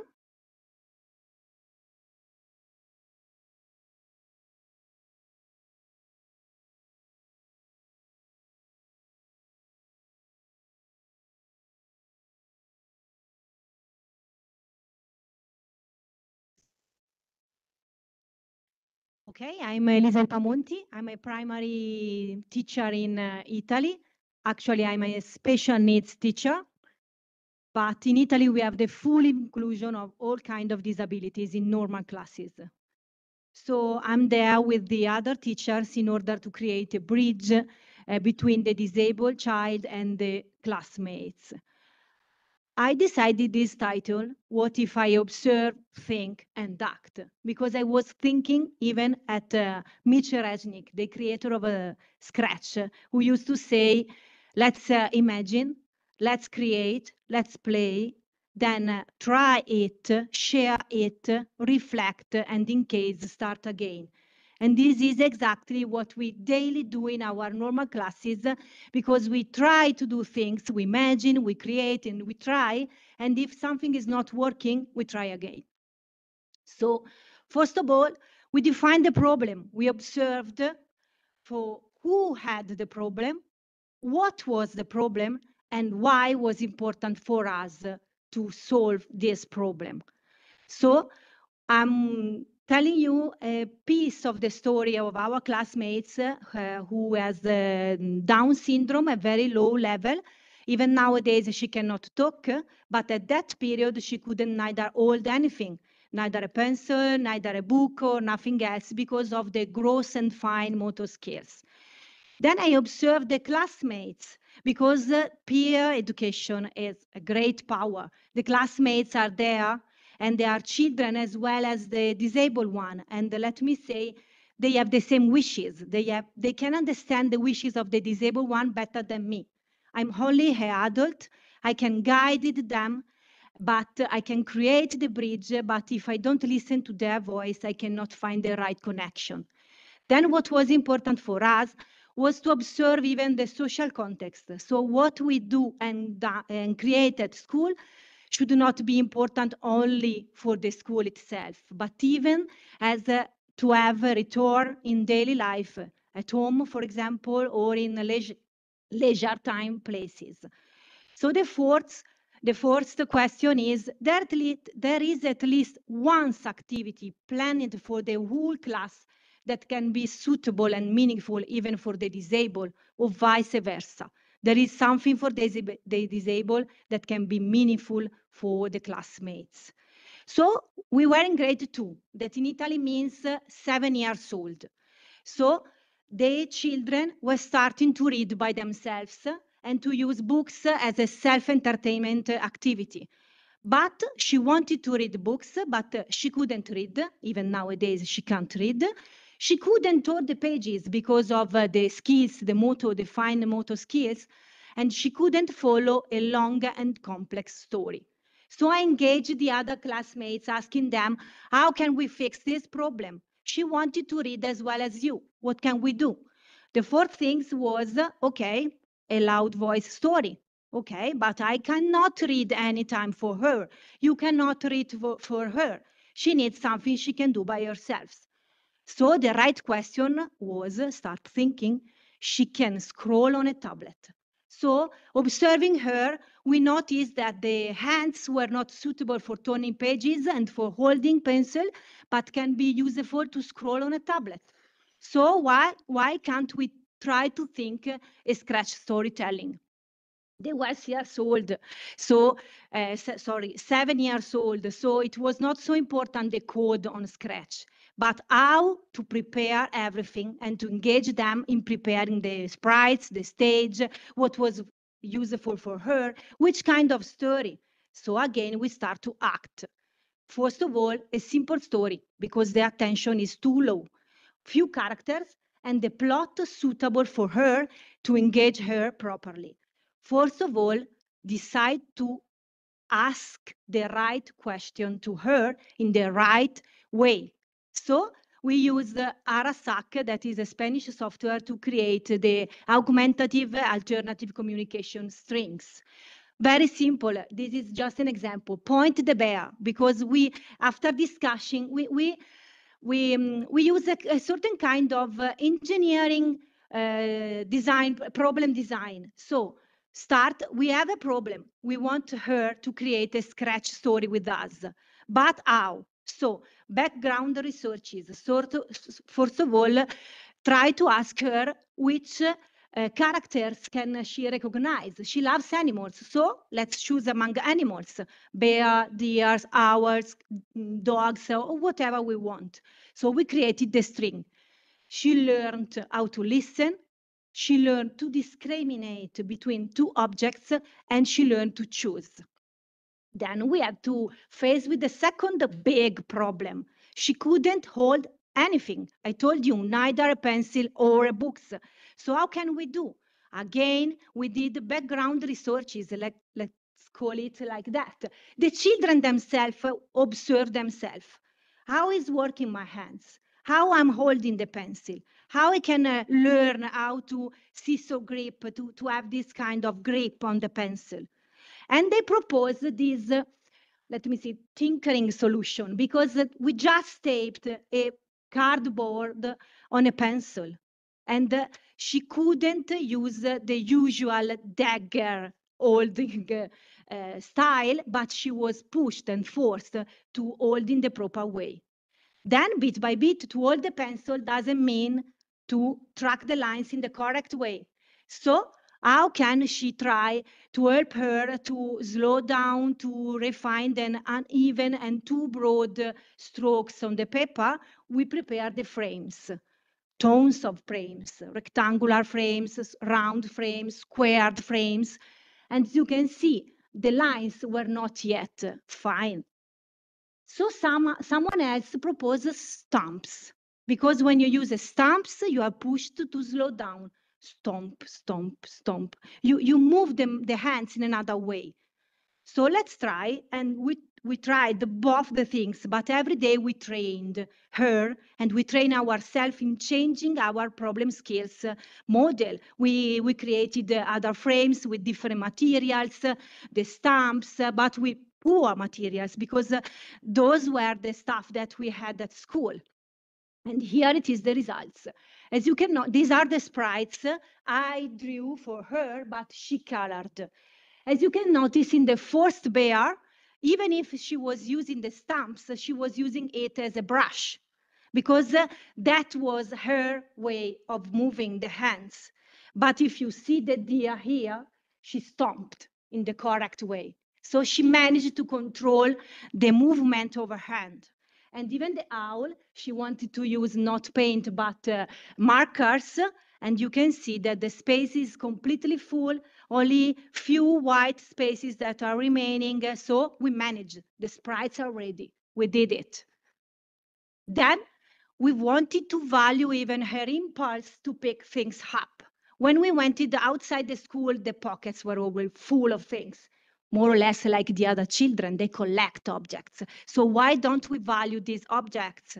And we created the stage with sticks, leaves, and grass stems from our school garden. The story was a very simple one. There were a bear. A bear was afraid because in the woods there were a lot of sounds. I'm afraid there is a monster. What is there? So the bear asks to the deer, and the deer say, no, it's nothing. And the owl at the end says, it's not a monster, it's just me. So we had other problems. So we started again because we wanted her to talk. Otherwise, she cannot talk. She can produce sounds. And at that moment, we didn't know yet. But through the years, we discovered with the classmates that to some sounds, a meaning was there. So now she's in the middle high school, and we wrote a diary for the teacher of the middle high school. Actually, we recorded the diary because a certain kind of sound means something. So we prepared the connection between the sounds, just living with her daily. But she couldn't recognize the conversational tone taking. So if I was talking, she couldn't answer exactly in that moment. So how can we solve this problem? And then she couldn't concentrate it for long. So we needed to put something to drill her attention again. So we start again to background research, to think about it, design the solution. And first of all, we record her during the day. So she was not her to come into our solution, but we created the solution for her. And then we added a stage, a page, a green one because it's one of the few colors she's able to recognize. And when the green page is there on the tablet, she touches the screen and the pages is going to turn. And in this way, she learned even cause and effect model. Okay. Okay. Here is our final project. I think we don't have fine to see here, but I want just for a while the beginning, then sure I stop to talk. But just to show you. Then you have the link, so if you want to copy the code, you can, but the code is very simple. Okay, you see, the stage is here, and I got, no, it's not, okay, okay, because I have to share the entire screen, this one, no. Here. Sorry. Okay, so as you can see, better. Okay, listening is not here. This is the time. You see this green screen. So you click on it and the story goes on. And that's all. It's a very simple one, but you drill your attention. Okay, I leave you. Oops, sorry. The code. So if you want, you can use it. And try to imagine her at home while mother is preparing dinner or washing the dishes. But instead of annoying the mother, mom, mom, mom, she is seated on the sofa using her own mobile phone or her tablet, listening to her own story or all the other stories we have created in time. So I think this is my purpose in class, to find something suitable at school as well as at home. If someone wants to join together to build a larger digital library, please write to me. I leave you. If ants get together, they can move an elephant, says an African proverb. This is teacher power, to not be alone to make the difference.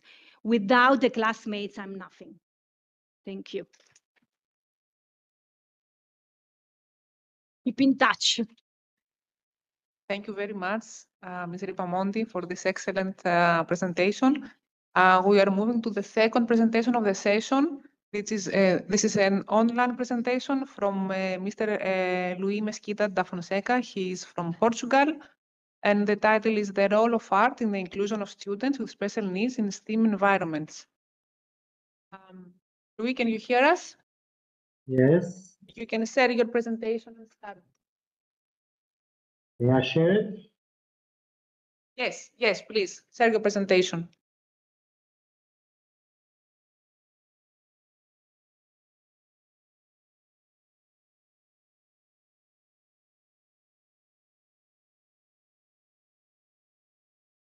I'm trying to find my presentation.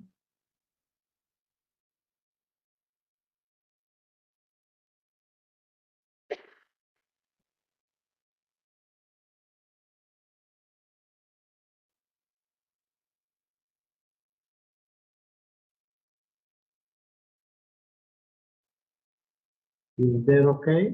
Yes, we can see the presentation. Thank you. Start. Thank you. Okay. It's 10 minutes. I would like to start my presentation for a phrase that I listened today in the opening ceremony. Someone said, "Without you, we wouldn't be here, but without you, with you, we'll go further." That's our goal here in Portugal, and I believe it's the goal of Hellenic Open University, and I believe it's the goal of SpicE. So it's not moving my.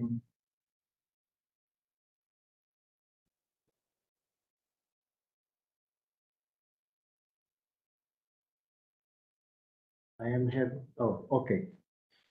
So I am advancing. So the role of art of inclusion of students with special needs in STEAM environments. My name is Luis. I am a research psychologist. I work in a school in the north of Portugal, and the event is SpicE International Conference. So this study, we have made a study that examines the role of art in promotion and inclusion of students with additional measures and selective measures within the STEAM education framework. The research is based on experience of students from the Agrupamento de Escolas Moriz do Mar Norte, a public school in Portugal, and the goal is to understand how integration of art into STEAM activities can foster an inclusive environment that caters to students with diverse needs, ultimately contributing to their academic success and social integration. I must explain here, it's not moving.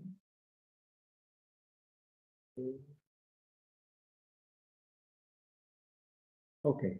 In Portugal, we have a legal framework. It's the Decreto-Lei 54/2018 that supports us to remove or minimize the barriers of learning.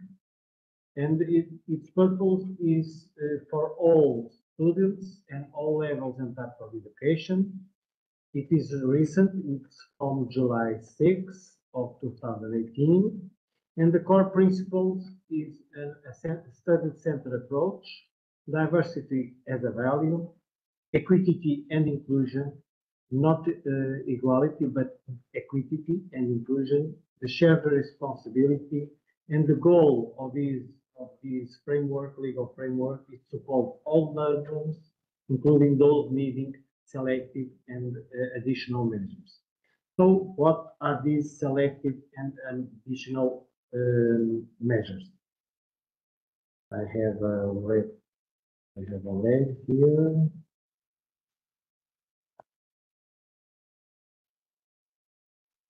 Okay. So we have o Decreto-Lei número 54/2018 established three types of measures: the universal measures, the selective measures, and the additional measures. The universal measures are steps for all students that in a moment of his learning process can benefit from them.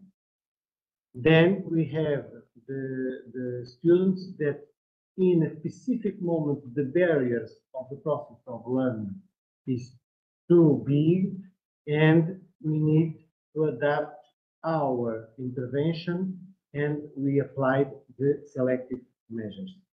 And then we have students with significant and persistent difficulties in communication, interaction, and cognition or learning, and we applied the additional measures that will make here some development in their curriculum. How can we do this? We can do this by a single way, and this way is by STEM educators and STEM education. I won't explain what this is because we are in the conference that talks about here. But we use this for what? For support the elimination of these barriers that our legal framework gives us to work with our students. So, what have we done? We had two objectives. The main objective was to study how to investigate how AI-based team activities can support the inclusion of students with additional measures and selective measures. More specifically, the study thought to explore how varied forms of art, such as visual arts, music, and digital arts, including LED environment design with Lego robots, can enhance students' cognitive, emotional, and social development. Additionally, the study aimed to assess how the additional measures provide to students with special disabilities, including those with intellectual disabilities and in this spectrum disorder, can be effectively supported by creative procedures. What have we learned?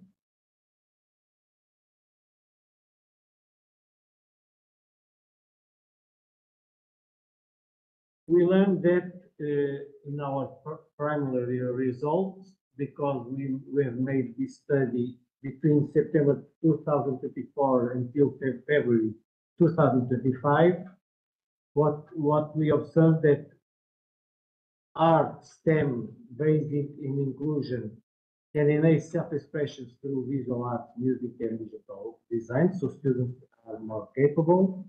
It has improved emotional regulation in students with ASD spectrum, autism spectrum, has created a positive impact on social interaction and peer communication, has granted the curriculum engagement in students with selective measures, has increased self-esteem and academic participation, and nonverbal and creative mediums help students understand complex concepts. Conclusions, the key findings that we have: art enhances engagement and expression for students with additional and selective measures, promotes cognition, cognitive, emotion, and social development, supports emotional regulation and social skills in students with additional measures, prevents underachievement through timely support in the students with selective measures, encourages inclusive interdisciplinary learning environment, and we had a recommendation to expand art-integrated STEAM programs for all diverse learners. I have here two examples of the work that these students have made. One is an adventure in the rain, the other is the dream of the star. They created two books, digital books, but they created with hands-on activity. These books, the story was created by them. They designed all of that are in these books, and the result is in this calameo that you can then search, please. I would like to give a special hug to all of these great students and Professora Maria Luísa Pereira de Oliveira and Professora Filomena Maria de Luísa Neto. So I believe that thank you, and feel free to ask some questions in the time that you have. Thank you. Thank you. Thank you very much.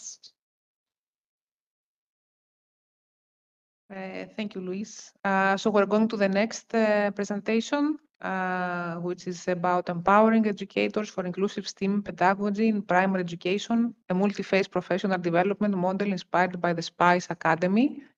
We invite Katerini Nikolakopoulou from Directorate of Primary Education of Achaia here in Greece to give this presentation.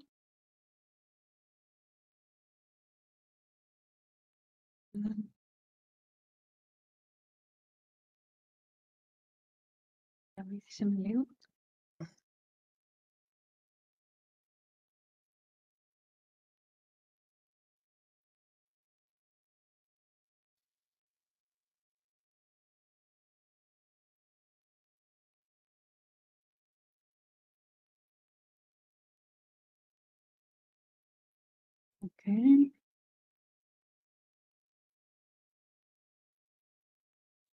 The microphone, please. Hello again. So I am Katerini Nikolakopoulou. Sorry. Yes. Is it full screen? Okay. And we all agreed so far that inclusive STEAM education is a milestone for contemporary education. So I will present now an empirical and pedagogical framework of our professional development model for inclusive STEAM education in primary schools, developed as a part of the European SpicE project. This presentation reflects both implementation and impact within the higher region. That's a quick snapshot of who we are and what drove this work. Next, I will give a roadmap of today's presentation so you can see where we're headed. We will start with the rationale behind inclusive STEAM, then move into our objectives and theoretical grounding. From there, I will unpack our training model, phase 1 and phase 2, followed by our methodology. I will then share the key findings, highlight challenges and recommendations. And finally, I will close with policy implications and how we might scale this up. With that outline in mind, let's go to the introduction. So what do we mean by inclusive STEAM? We heard a lot so far, but on the one hand, STEAM can spark creativity and critical thinking. On the other, without an inclusion lens, it can leave some students behind. Here's how we brought universal design for learning principle into our framework to make sure every child in Achaia can fully participate. And now let's turn to the core goals we set for this program and the research questions that guided our evaluation.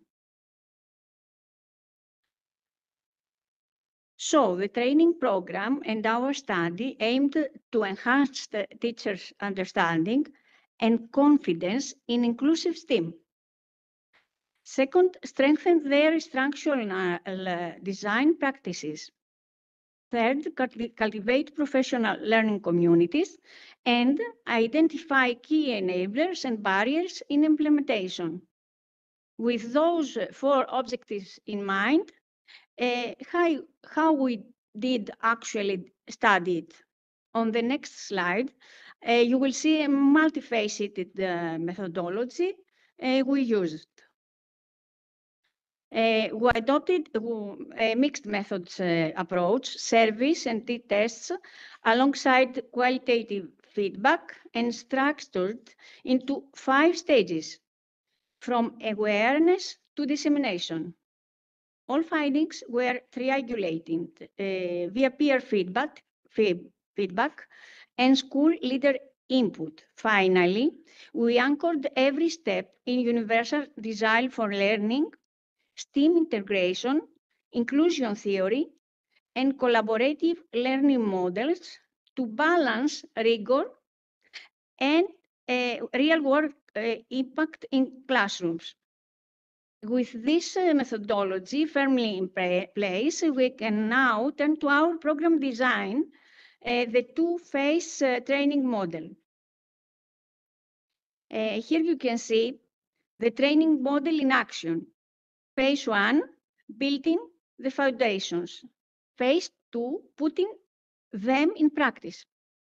This 2-phase design mirrors Kolb's experiential cycle and knowledge adult learning theory, ensuring theory and practice look back on each other. That 2-phase 5-stage journey laid the groundwork.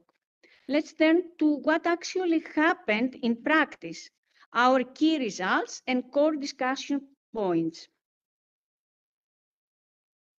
So, we have seen the data objective map. Let's zoom in on one critical domain, the teacher development and confidence gains. The key findings indicate a substantial impact on teachers' practice. Confidence in inclusive STEAM delivery rose by nearly 85%. Almost 85% of teachers consistently use differentiated instruction. Almost 96% adopted collaborative approaches, including peer co-design and co-teaching. And nearly 90% reported greater autonomy and creativity. Let's explore now how those gains rippled out to students, school culture, and family engagement. It is profound that a collaborative culture emerged across our network. In particular, almost 91% of teachers reported stronger teamwork within their own schools. About 66% established new inter-school partnerships, and almost 88% co-designed and co-taught interdisciplinary STEAM lessons. These results confirm that collaboration is a cornerstone of sustaining STEAM education. Now, we'll explore how inclusive STEAM practice spread beyond the classroom to engage whole schools and families.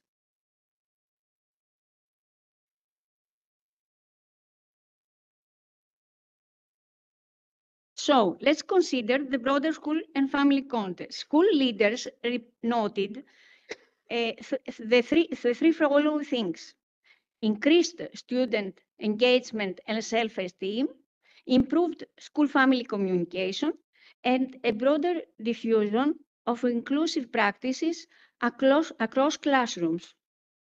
Having covered school and family engagement, we can turn now to the direct voices of our students, what they loved, what they surprised them, and how they learned. In a survey of 70 primary school students at 56th Elementary School of Patras, the majority reported that hands-on experimental and engineering activities were more engaging than computer-based tasks, highlighting the motivational power of hands-on, inquiry-driven STEAM experiences. So, having seen the impact on students, teachers, school communities. And now we can see the barriers we encountered and how teachers propose to overcome them. So 3 main challenges emerged. The first one is a significant time constraints and limited resources. Also, an absence of structured mentoring for teachers, and the need for a digital platform for sharing best practices. To address these gaps, teachers recommend establishing long-term mentoring networks, building online communities of practice for ongoing collaboration and resource exchange, and embedding these supports in a national continuous professional development policies to ensure they are sustainable and scalable. On this slide, you see the 4 key takeaways aligned to our objectives. First, teachers, conceptual understanding of inclusive STEAM, which rose significantly. Second, the greater confidence in lesson planning that teachers felt. Third, the 90% formed robust learning communities. Finally, we still face 3 main barriers, which is time, mentoring, and infrastructure, which will inform our next steps, of course. In conclusion, the training model has demonstrated that inclusive, reflective, and sustained professional development can transform teaching practices and school culture. With its proven adaptability, the model offers a framework for policy-driven teacher education and a step forward toward equity in STEAM education across Europe. And now you can see an action of the 11 schools but why it didn't? Sorry. We don't hear the sound. Yes. I don't find this. Yes. Where? Just a moment. Is it okay? Now, this is an activity of the 11 schools that were engaged in this network. And as you can see, they made this, but we don't hear the poem they made. And then they turned it to where's the mute? Έχει mute, λέει ο κ. Παγιάκιας. Είναι το mute. Το Zoom. Το Zoom. Δεν το mute το βλέπεις. Α, ναι, πώς είναι εδώ. Να, αυτό. Όχι, εδώ. Όχι, εδώ, εδώ. Είναι τέρμα. Είναι. Sorry, we don't find the voice. And we don't hear the music, the song, and the music. But never mind, you can see that there are beautiful posters, and which they made during this network function. This was for first level students.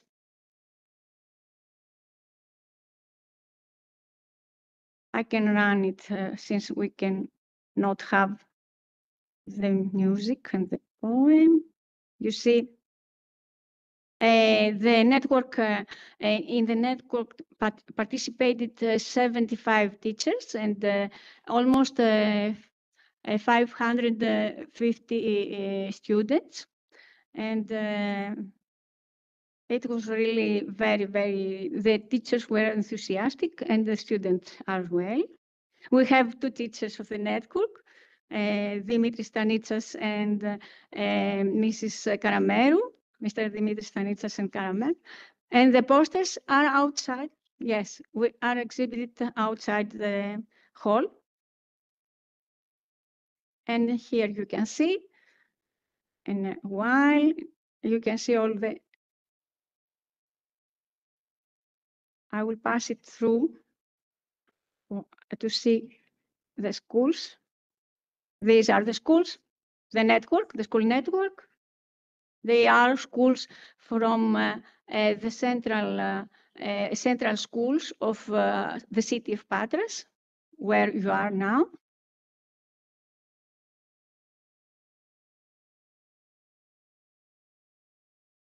To pity, we didn't hear the song, but thank you very much all.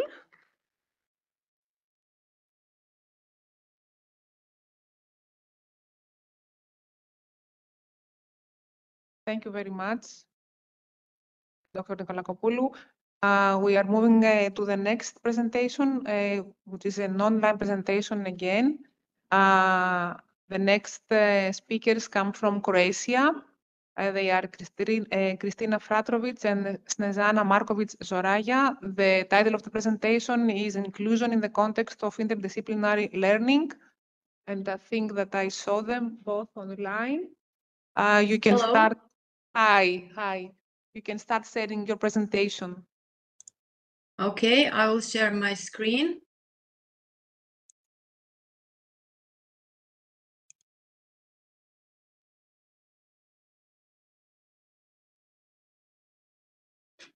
Do you see? Yes. Okay.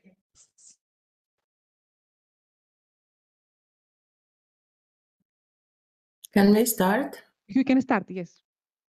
Hello, everyone. My name is Snezana, and together with my colleague Kristina, I will present the inclusion of students with disabilities during the interdisciplinary teaching of mathematics, biology, and science. We will present examples from practice that we implement with students from preschool to middle school.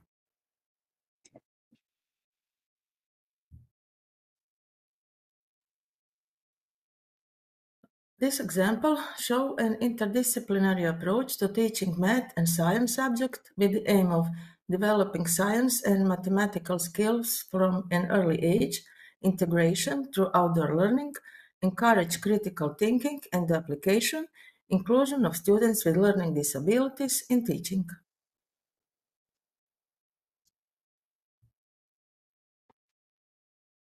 And these are the benefits of inclusion is an interdisciplinary approach.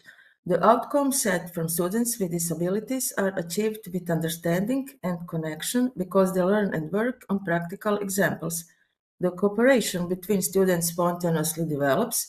The students with disabilities show greater motivation and engagement, successfully solving the assigned task, which is important for creating a positive self-image.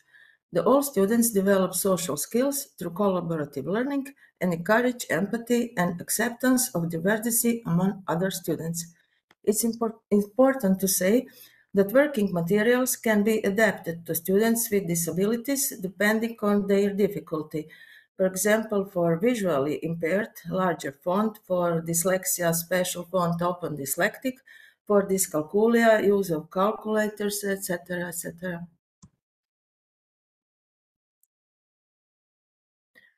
During the presentation of the following examples, you will see that students are working on practical example for life, especially on trees. Why we base it on trees? Because trees can be found everywhere in the environment. Trees can be found everywhere, and from child perspective, trees can be large, small, they are touchable, smellable, and can be experiences with all senses. Trees are excellent source for learning scientific and mathematical skills. The trees enable learning in real world and with outdoor settings through estimation, measurement, observation. Children develop social skills, communication, and creativity. First, we will show how we work with students in first grades and second grades in elementary school.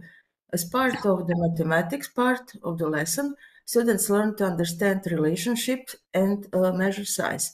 A tree is an example on which they learn to measure size with the measuring tape.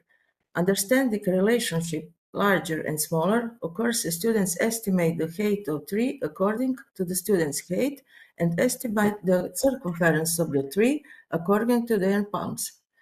In the picture, you can see that all students are actively participating in the work, and the students with difficulties is doing the same activity as the others. As a part of science lesson, students learn about the importance of plants and trees in environment and the relationship between living things. The picture shows an example of worksheet at the beginning of school where we don't use numbers but pictures. At the same time, students learn to transfer estimated quantities into another form like drawing. In third and fourth grades in elementary school, we also work in students in the field.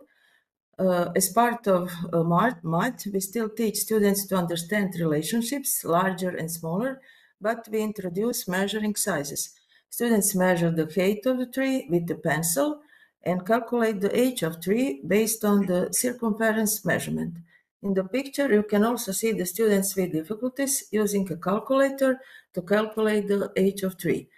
The measurements students make are based on the practical application of geometry to understand relationship and proportion.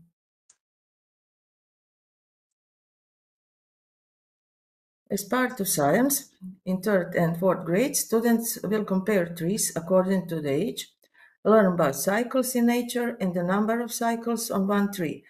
They will recognize the tree species and conclude about the importance of tree in the environment. At the same time, in this way, students develop an interest and research on nature. In the picture, you can see a worksheet for students without the difficulties, but for students with difficulties, we adjust it such a way to reduce the amount of text or increase the font depending on the difficulty. On this slide, you can see the work methods in 5th and 6th grade. In the math section, in addition to measuring sizes, students use the Globe Observer application to determine the height, location, and plant species, and then compare the results of measuring the height of the tree obtained by the application and their own measurements. In the picture, you can see a student with disabilities working with the application and a student with disabilities measuring the circumference of the tree. This example of work was also shown at the Erasmus Job Shadowing Workshop last year. After the math parts, students learn about producers and photosynthesis cycles in nature using the example of a tree, the circulation of matter, and the flow of energy. As already mentioned, we adapt the worksheet depends on the type of difficulty. So at this stage, we introduce mobile apps alongside manual methods to compare accuracy. This develops students' analytical thinking while keeping them engaged with technology. In 7th and 8th grades, we extend the activities to students and teach them how to measure the height of a tree using a mirror. Of course, they continue to use application to measure the height of a tree and compare the results. According to the introduction on the worksheet, they calculate the diameter at breast height of a tree, the biomass of a tree, stored carbon, and absorbed CO2 using mathematical formulas. After the math part, there are biological activities. The application determines the plant species, and based on the calculated values, students learn about the carbon cycle in nature. They compare the results obtaining and thus teach them about the methods of research in nature. Inclusion is always a focus. Worksheets are adapted to various students' abilities, ensuring everyone can participate meaningfully. Students with disabilities work in groups, actively participate in the work, perform measurements, and solve tasks together with group members. When teaching this type of lesson in high school, students will use a triangle or a clinometer to measure the height of a tree. A student with difficulties uses a right triangle to determine the height of a tree, thus learning trigonometry in a simple way. After the measurements are taken as part of biology, students will work in group and calculate the age of a tree, stored carbon, and absorb CO2. It's a perfect blend of trigonometry and climate awareness. If the difficulty is greater, the student with difficulty continues to use height measurement application, but is equally included in all activities. The results of many years of application on this approach in teaching have shown that students with disabilities successfully complete tasks independently and in groups at all ages. Students who are integrated into the system as newcomers from another language area also successfully complete all tasks because all activities are carried out on concrete examples, which allows for easier understanding. Spending time in nature allows students to learn in pristine nature in a healthy and green environment, which develops positive attitudes toward preserving nature, which is important for the personal well-being of each individual. Students with disabilities participate equally in group work and that successfully achieve the given outcomes. After the field activities, students create a poster about their work according to the given instructions and guidelines. A student self-evaluations was also conducted in which all students with disabilities stated that they actively participate in work group, that they adopted the given outcomes, and that they found the lessons extremely interesting. We can conclude that an interdisciplinary way of teaching encourages the development of scientific, mathematical, and digital skills, but also provides a framework for the inclusion of students with disabilities. In the end, we can say that inclusion is not about simplifying content, it's about creating conditions where every student can succeed and feel a valuable member of the community. Interdisciplinary learning motivates students to explore, participate, and co-create. All our activities are aligned with curriculum sources and supported by environmental science tools and calculators available online. Thank you for your attention, and we invite you to fill out our short feedback form.